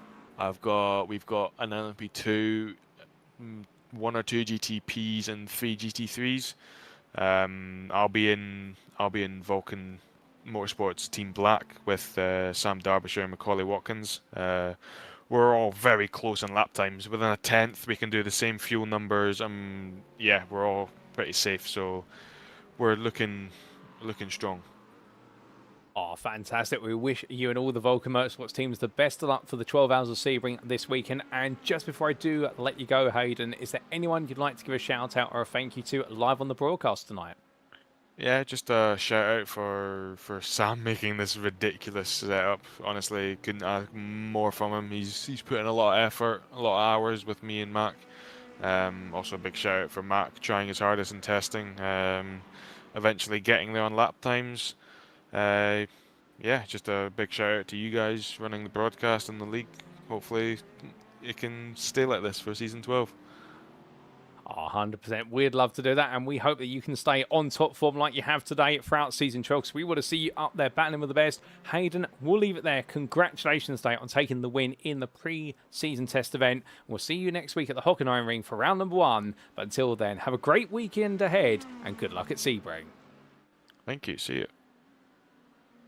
So here and there, ladies and gentlemen, from our race winner, and really intriguing, he's made it public that his plan is to go with the Aston Martin. So the Corvette today was more And getting more time in the car in preparation for the Sebring 12 hour. Talking about a very powerful setup. And when he says Sam there, I do believe he's referring to Sam Derbyshire, a long-time standee with the Vulcan Motorsports team and really a setup wizard, no doubt about it. And he has raced on the grid in the SimRacing International GT3 Championship in the past. But Hayden Miller today really putting it quite straightforward in terms of he had full control over this race, had the pace in qualifying. He knew, therefore, he had the advantage over Marius Hibner and let the lead go intentionally early on to save the fuel and really just box his rival into a corner, and that corner was in the end he would be the leader after the pit stop, and he could control the narrative and the pace. Did that perfectly, set himself up very nicely for the 12 hours of Sebring this weekend, and now we await, of course, for next Thursday and whether he can start off with winning ways in an Aston Martin. But in his own words, he's got to learn how to make some custom setups for it for certain circuits this season, so therefore there's a lot of work ahead, but he's looking forward to the motivational challenge it's going to give him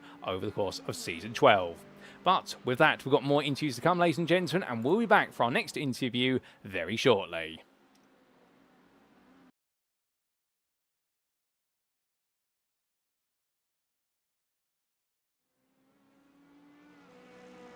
Well, ladies and gentlemen, if we're going to speak to our winner, it's only appropriate that we do speak to our runner-up from today. And joining me now in the interview room is none other than the smiling Dane of Marius Hibner. Marius, good evening to you. What a challenging day for yourself today. Second place, but you were made to chase Hayden Miller down every step of the way out there. You gave it your all. Yeah, I mean, in the end, it just came down to fuel saving, right? So, I mean, Hayden was just able to go a lap longer on fuel, and I mean, I went in when I went into the pits, I was 6 tenths ahead of him, and I even sped slightly going into the pit. I was lucky to not get a penalty. I had an amazing pit stop, really. Then when we come around 2 laps after, and he's gone out the pits, he's three seconds up the road. So it's just all came down to fuel saving. All fair play. Well, it came down to fuel saving in the race itself, but let's dial it back a little bit. Bringing the Mercedes AMG to Sebring today, is that your plan for the season, or is this more of a keep us guessing choice or a Sebring 12-hour choice? It's definitely a plan for the season. I've known for a long time now it's going to be the Merc. I mean, it was between the Aston and the Merc for me, and then I think I just struggled a bit too much with the rears, especially the rear traction in the Aston. So decided to go with the Mercedes in the end, and it's not just going to be for the SRI season, but in general, I'm going to try to make the Mercedes a lot more, so we can try to do some very competitive leagues that start up in the later stage of the year. We're going to try to learn the car as best as we can. So yeah. Oh, fair play. I'm liking that approach, and it begins a journey for yourself and the team, which will be excited to see how you gel and get on with the car as the season goes on. But to be fair to you, taking second today, and whilst you may have missed out on pole by 1.5 tenths, you definitely were one of the quicker drives towards the very front. What do you think is going to be the key to unlocking the pace in this Mercedes? Because you seem to have a lot of it by default. Yeah, I mean, I think, to be honest, it's just doing more practice. To be honest, I didn't really do much practice for Sebring. The only practice I've got was there was like a community GT and GT3 race last week on Sebring, and did that as well in the Mercedes. But yeah, it's been a week, so I was not as warmed up on the track. For some of the upcoming rounds, I've been putting in a whole lot more practice, and I've got custom setups and everything for it. So I think that's part of it. Just doing more practice for it, really, and then tactics as well. I mean, as I said before, today I lost a race to Hayden because of fuel saving. So I think going forward, if I can try to focus a bit on fuel saving as well, it's worked for me very well in the past, and SRI races back when it was called ESR worked very well for me to fuel save. So I think going ahead, I'm going to try to do some more of that and try to be a bit smarter about it. Oh, fair play. Well, strategy always a key part, as well as outright pace. And in terms of in the race, obviously, we saw Hayden give up the lead quite early on to yourself, and it was all part of the fuel saving strategy.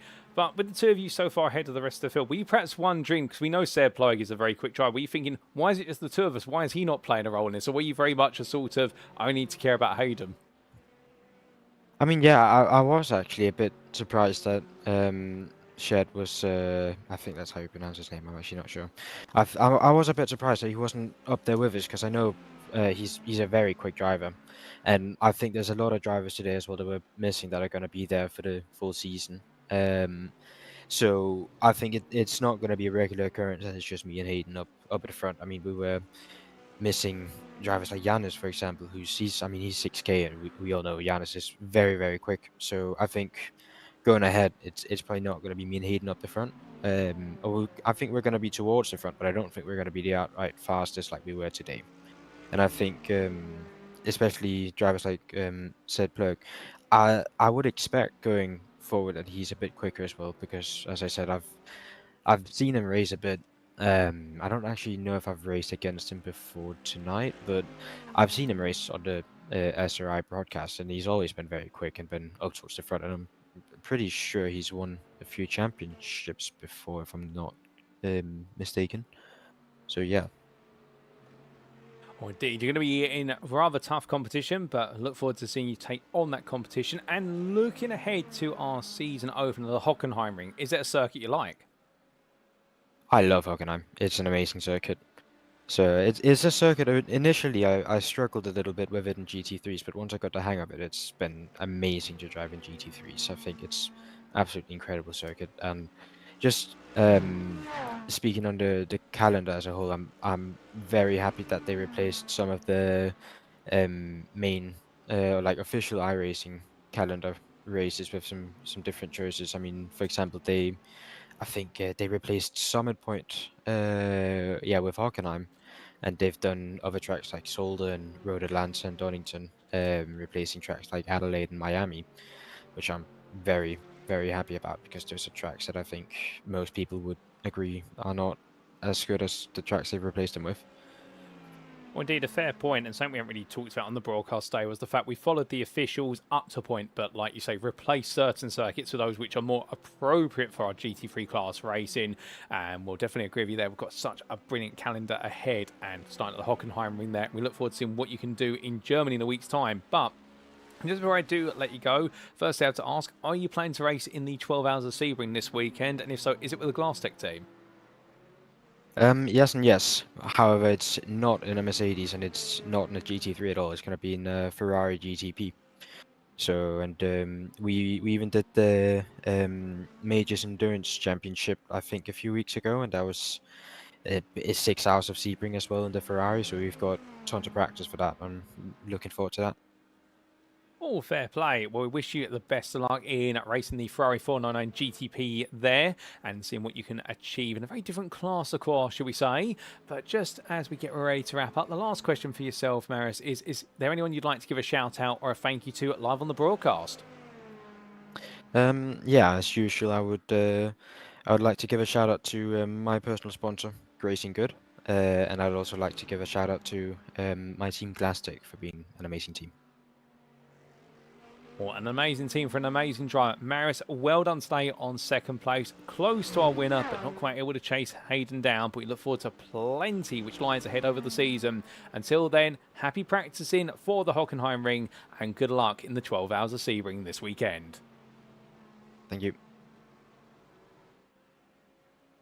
So hearing there from our run-up today of Maris Hibman, ladies and gentlemen, and interesting to hear from there talking about the surprise he mentioned, and that Sarah Ploeg was not able to quite get close enough to the top two and wondering what was going on, but also really realising the fact, much like Hayden said, he felt as though he had full control of this race at the start as the strategy played out, and Maris saying all it came down to say was strategy. The pace was similar, but in the end he couldn't quite apply the strategy because Hayden was in control of it, and it's interesting to see how both drivers very quickly came to the same conclusion. However, also talking about the fact that he's looking to dedicate with the Glasstec Racing team a lot of time to the Mercedes AMG platform, and therefore they're looking to learn the car in the weeks and months ahead, not just for this season, but in championships later on in the year as well. So a real long-term plan there for our 334 driver. It'll be interesting to see how he picks up the car and learns it and starts at the Hockenheimring, a circuit he very much enjoys. But also mention there the fact he's really excited for the calendar as a whole. But of course, before he does get to the Hockenheimring, just has that question of racing a Ferrari GTP around Sebring, and we wish him the best luck there. And it's crazy how some of these drivers can go from one class to another as quick as that. And indeed, slightly different cars in some respects, majorly different cars in other respects, but able to adapt very quickly. That goes to highlight the talent of Marius, and we look forward to seeing him apply those talents in Germany for round number 1. But with 2 interviews complete, we've still got more to come, ladies and gentlemen, so we'll be right back with our 3rd interview of the day.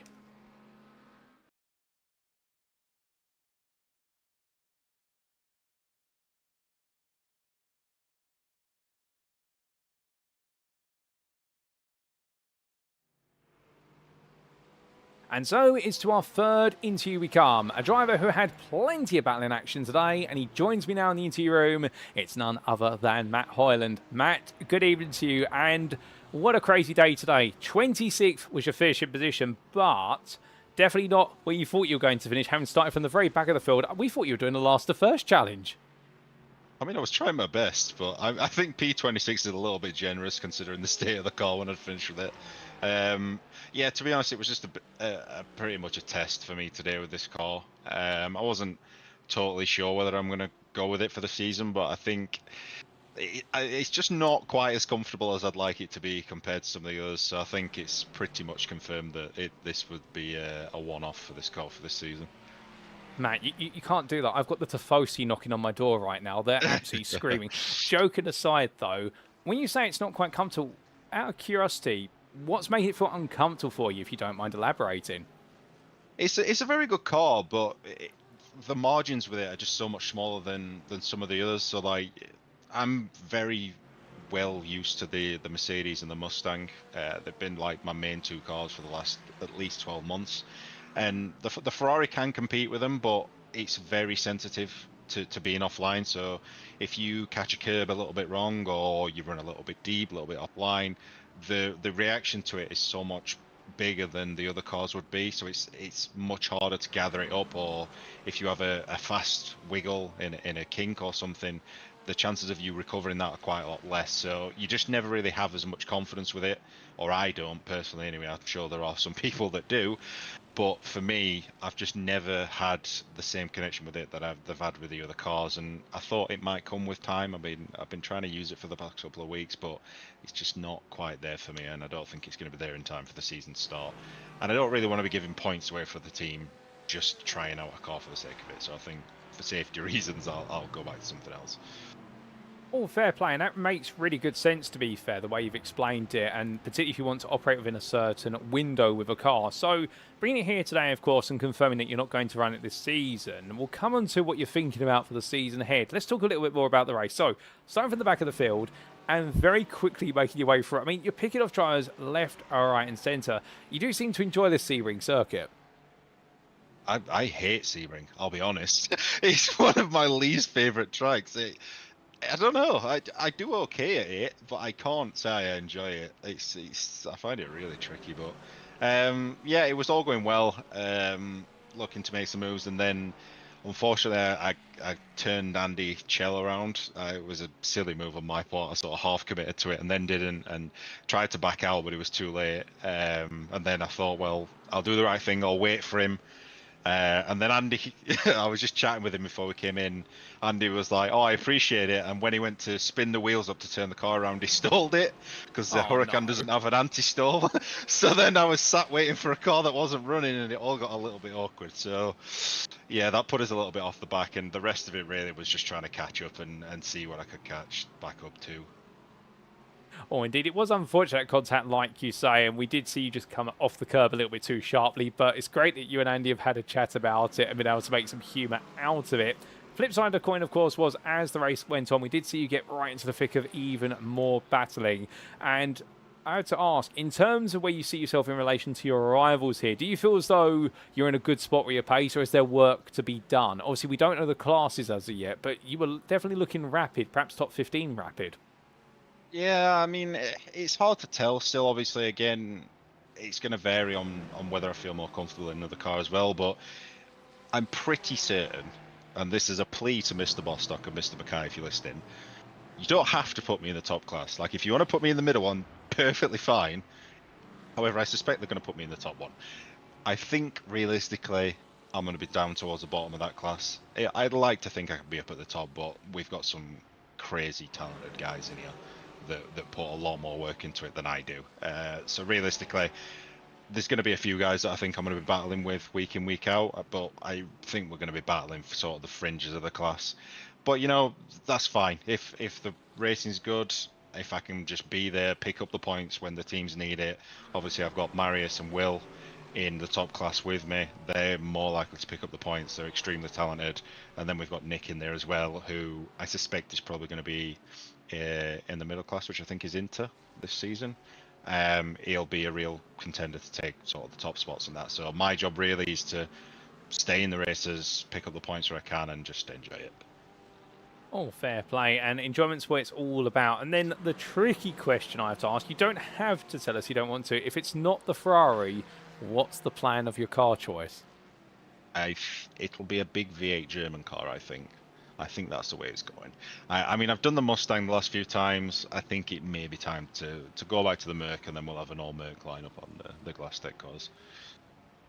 Oh, fair play. Well, liking the sound of that. As long as it's a V8, I'll be grinning from ear to ear, no doubt about it. And looking ahead, of course, to this season, we start at the Hockenheim Ring, but we've got quite a mix of circuits out there. Does our season opener stand out to you? Or if not, are there particular rounds you're looking at and thinking, that's the round for me? No, I do like Hockenheim. I think it's a severely underrated track as far as GT3s go. I'll be honest with you, I haven't read much of the calendar for the rest of the season. I'm quickly going to try and scroll up and see the rest of the calendar. What we got? Oh wait, no, I'm looking at the wrong one. Wait. Oh, you're going to have to remind me, Paul. Where else do we go?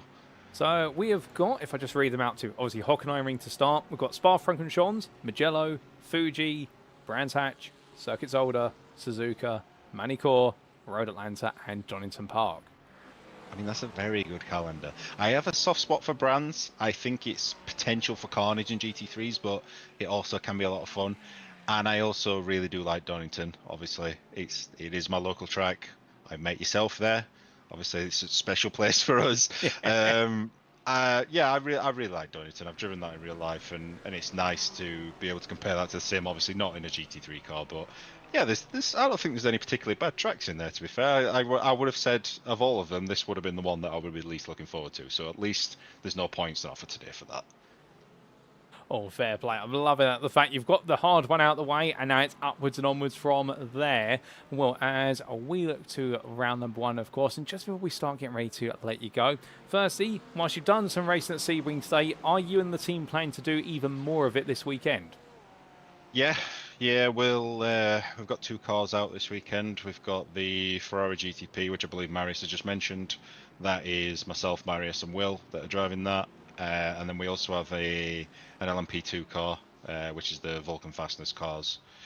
And that is Owen, Sam, and Alfred, who are also all driving in SRI this season. So yeah, 2 cars. Hopefully we'll have a good time. But yeah, we'll see, won't we? It's a long time, a 12-hour race. Oh, indeed it is, but we wish you and the team the best of luck with that. And lastly, is there anyone you'd like to give a shout out or a thank you to live on the broadcast? Yeah, I'll give a shout out to team sponsors for this season. So obviously we've got Vulcan Fastness as always. We very much appreciate them supporting us in a lot of series that we do, and also Knife Oz, who sponsor the teams for SRI as well. So big thank you to them. Hopefully we can get the cars plenty of airtime and finish in some decent positions. Oh, most definitely. We look forward to seeing the Glass Tech racing cars and the Vulcan Fast with the Glass Tech cars, giving it their all, yourself included, over the season, Matt. Appreciate you joining me for an interview this evening. Well done on your performance today, even if the final result wasn't what you expected. We look forward to plenty more in the weeks and rounds ahead. But until then, have a wonderful rest of your evening. Thank you very much, mate. You too.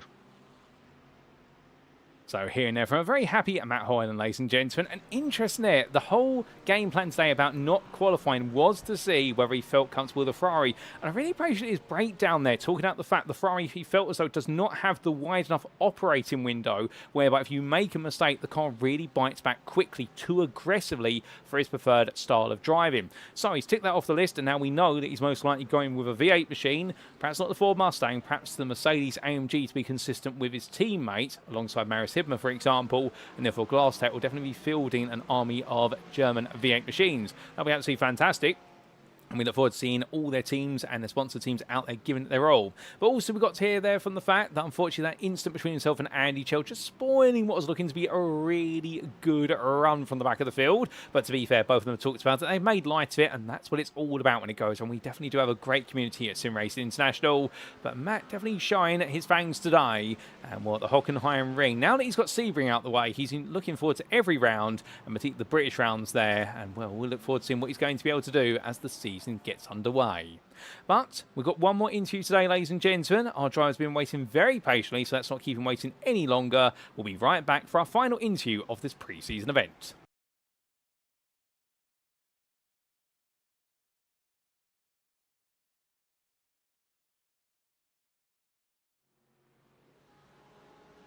And so, ladies and gentlemen, for our final interview of the day, if we could give an award for the most places gained, this man would be taking it, because with 20 places gained from his starting position, we now have Rob Mackay joining me in the interview room. Rob, good evening to you. I mean, how did you manage to pull that off? The most places gained of everybody. You just snuck through the whole field.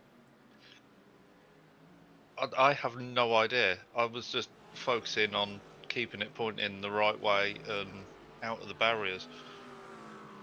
I managed to pick up, I think most of the places were where other people made mistakes and ended up in the pits, and I just took the free space. Well, to be fair, you're able to find your way through left, right and centre, whether it's on track or through strategy. And before all that, of course, yourself and the DXT team today bringing the Mercedes AMG to Sebring. Has that been the game plan for this season, or is this a teaser? Are you planning a different car? Just exactly why the Mercedes?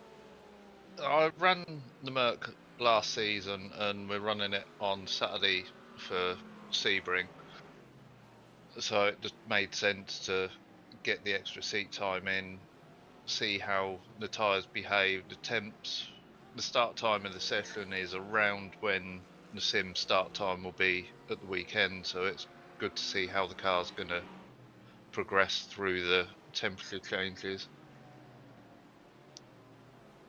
Oh, fair play. Well, a bit of preparation for the Sebring 12 out always goes comfortably in hand. And speaking of those preparations for yourself and the team, it sounds like you've got quite a number of you looking to compete this weekend.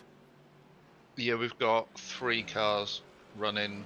Myself and James Howarth in the Merc, Danny Phillips, Barry and Martin Kenyon in a McLaren, and then we've got Ross, Brad, and I'm going to get shot now because I can't remember the other guy's names. No, I don't want to do that. Yeah, we've got Ross, Brad, Brandon, and Simon Quinn in another McLaren, all doing the 7 AM time slot, so hoping the cars can be in the same split so we can do a bit of teamwork as we go around.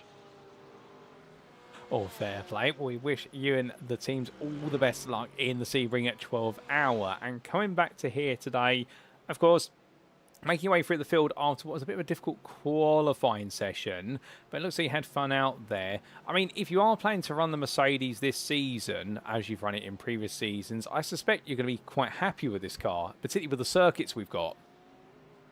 Yeah, I've got used to this car. It took me a little while to get used to it, having driven the McLaren for the 3 seasons previous, but now I've got used to it. It is a really well planted car. The setups that we're using seem to suit it at every track we've run it on, and I've actually managed to work out how to catch it when the back end comes around, so I don't end up either in the grass or in the barrier, which I don't think you caught on stream tonight, but there were a couple of times coming round Sunset where the car went to just go round, but I managed to get it back under control, keep it out the pit wall, and not really lose too much time on the car ahead.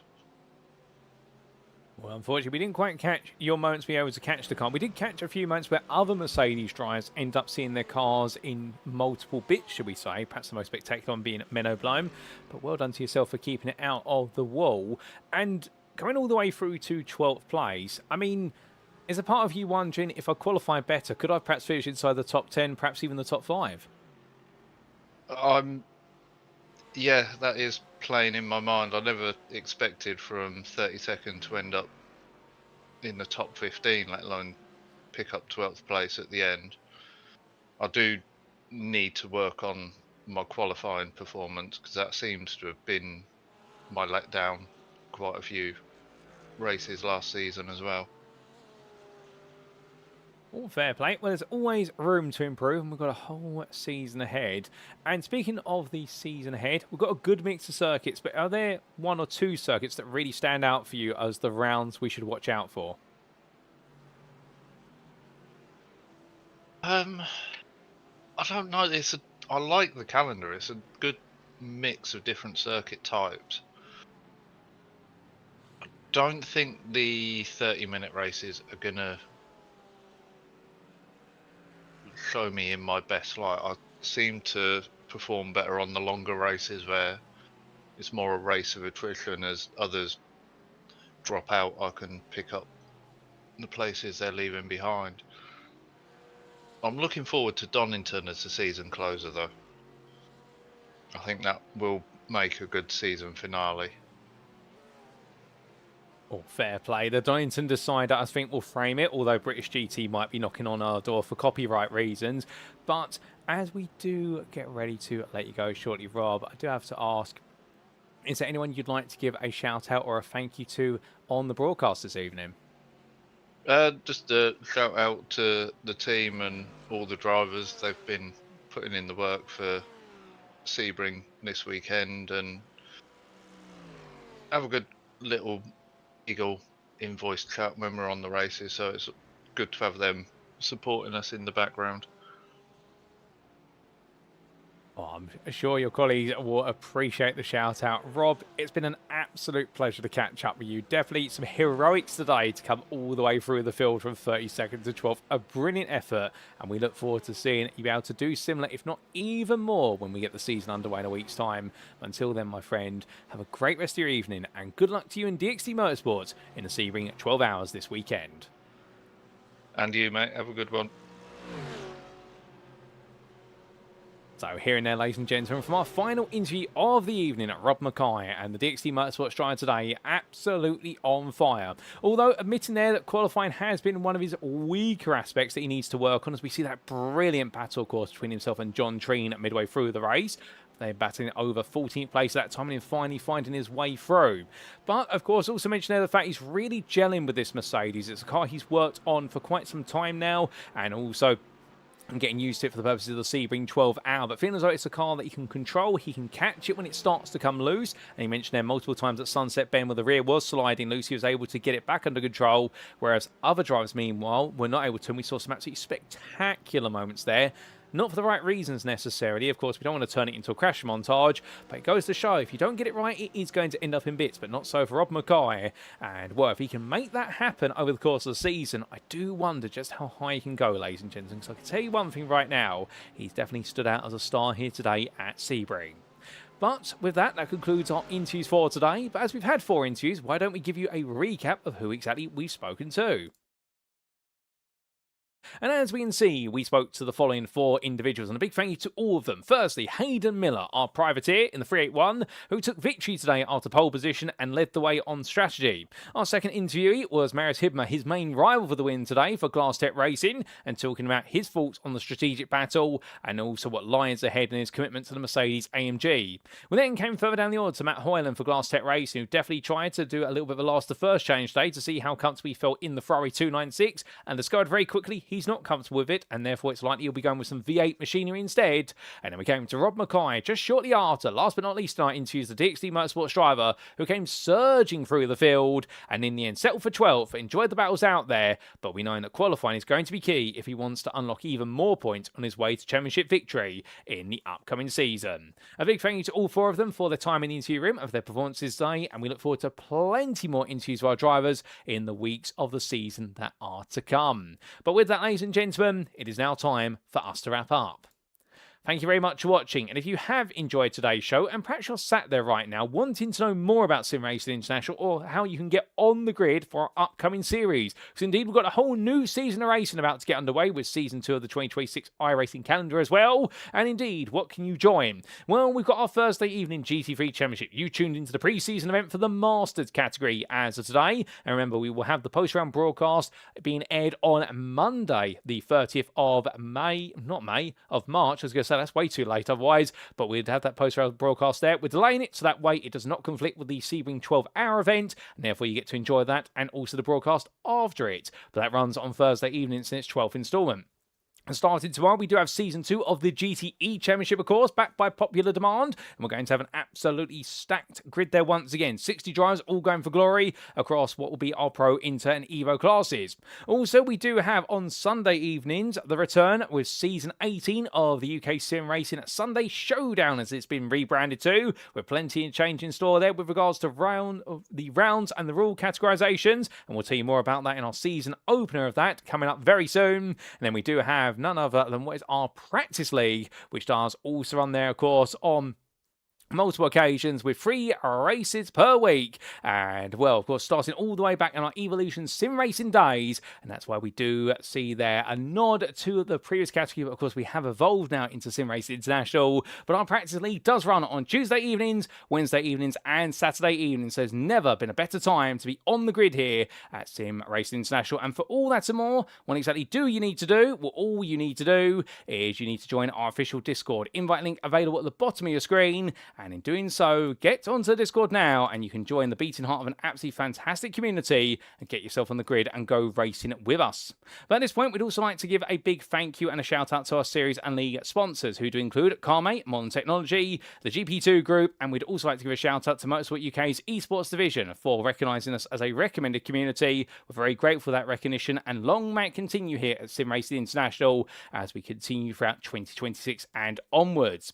But of course, ladies and gentlemen, that brings our pre-season event to a close, and next time out it'll be round number 1. We are playing for points on Thursday the 2nd of April 2026, and it'll be where the story starts for our Masters Championship of Season 12. And what exactly have we seen today? Well, we've seen 36 drivers make the way to Sebring, and the one who led the way was Hayden Miller, with Maris Hibner not too far behind. But of course, some big names are missing from the grid today, such as Yannis Albert, and also Sarah Ply didn't seem to be quite on the pace in his McLaren. But could it all be the same at the Hockenheimring Baden-Württemberg, or could change be afoot? Well, we'll only know then, but until then, ladies and gentlemen, our drives will definitely keep you guessing, and we very much look forward to you coming back to join us live from Circuit Side on Thursday the 2nd of April, where of course you'll have Chaz Draycott and Darren Thacker in the commentating booth, bringing you all the racing action from the season opener of our Masters Championship. But until then, we've been Sim Racing International. I've been your host and commentator, Paul Walsh, and until next time, remember to stay safe, stay well, stay smiling, and most importantly, remember to stay on track. Good night.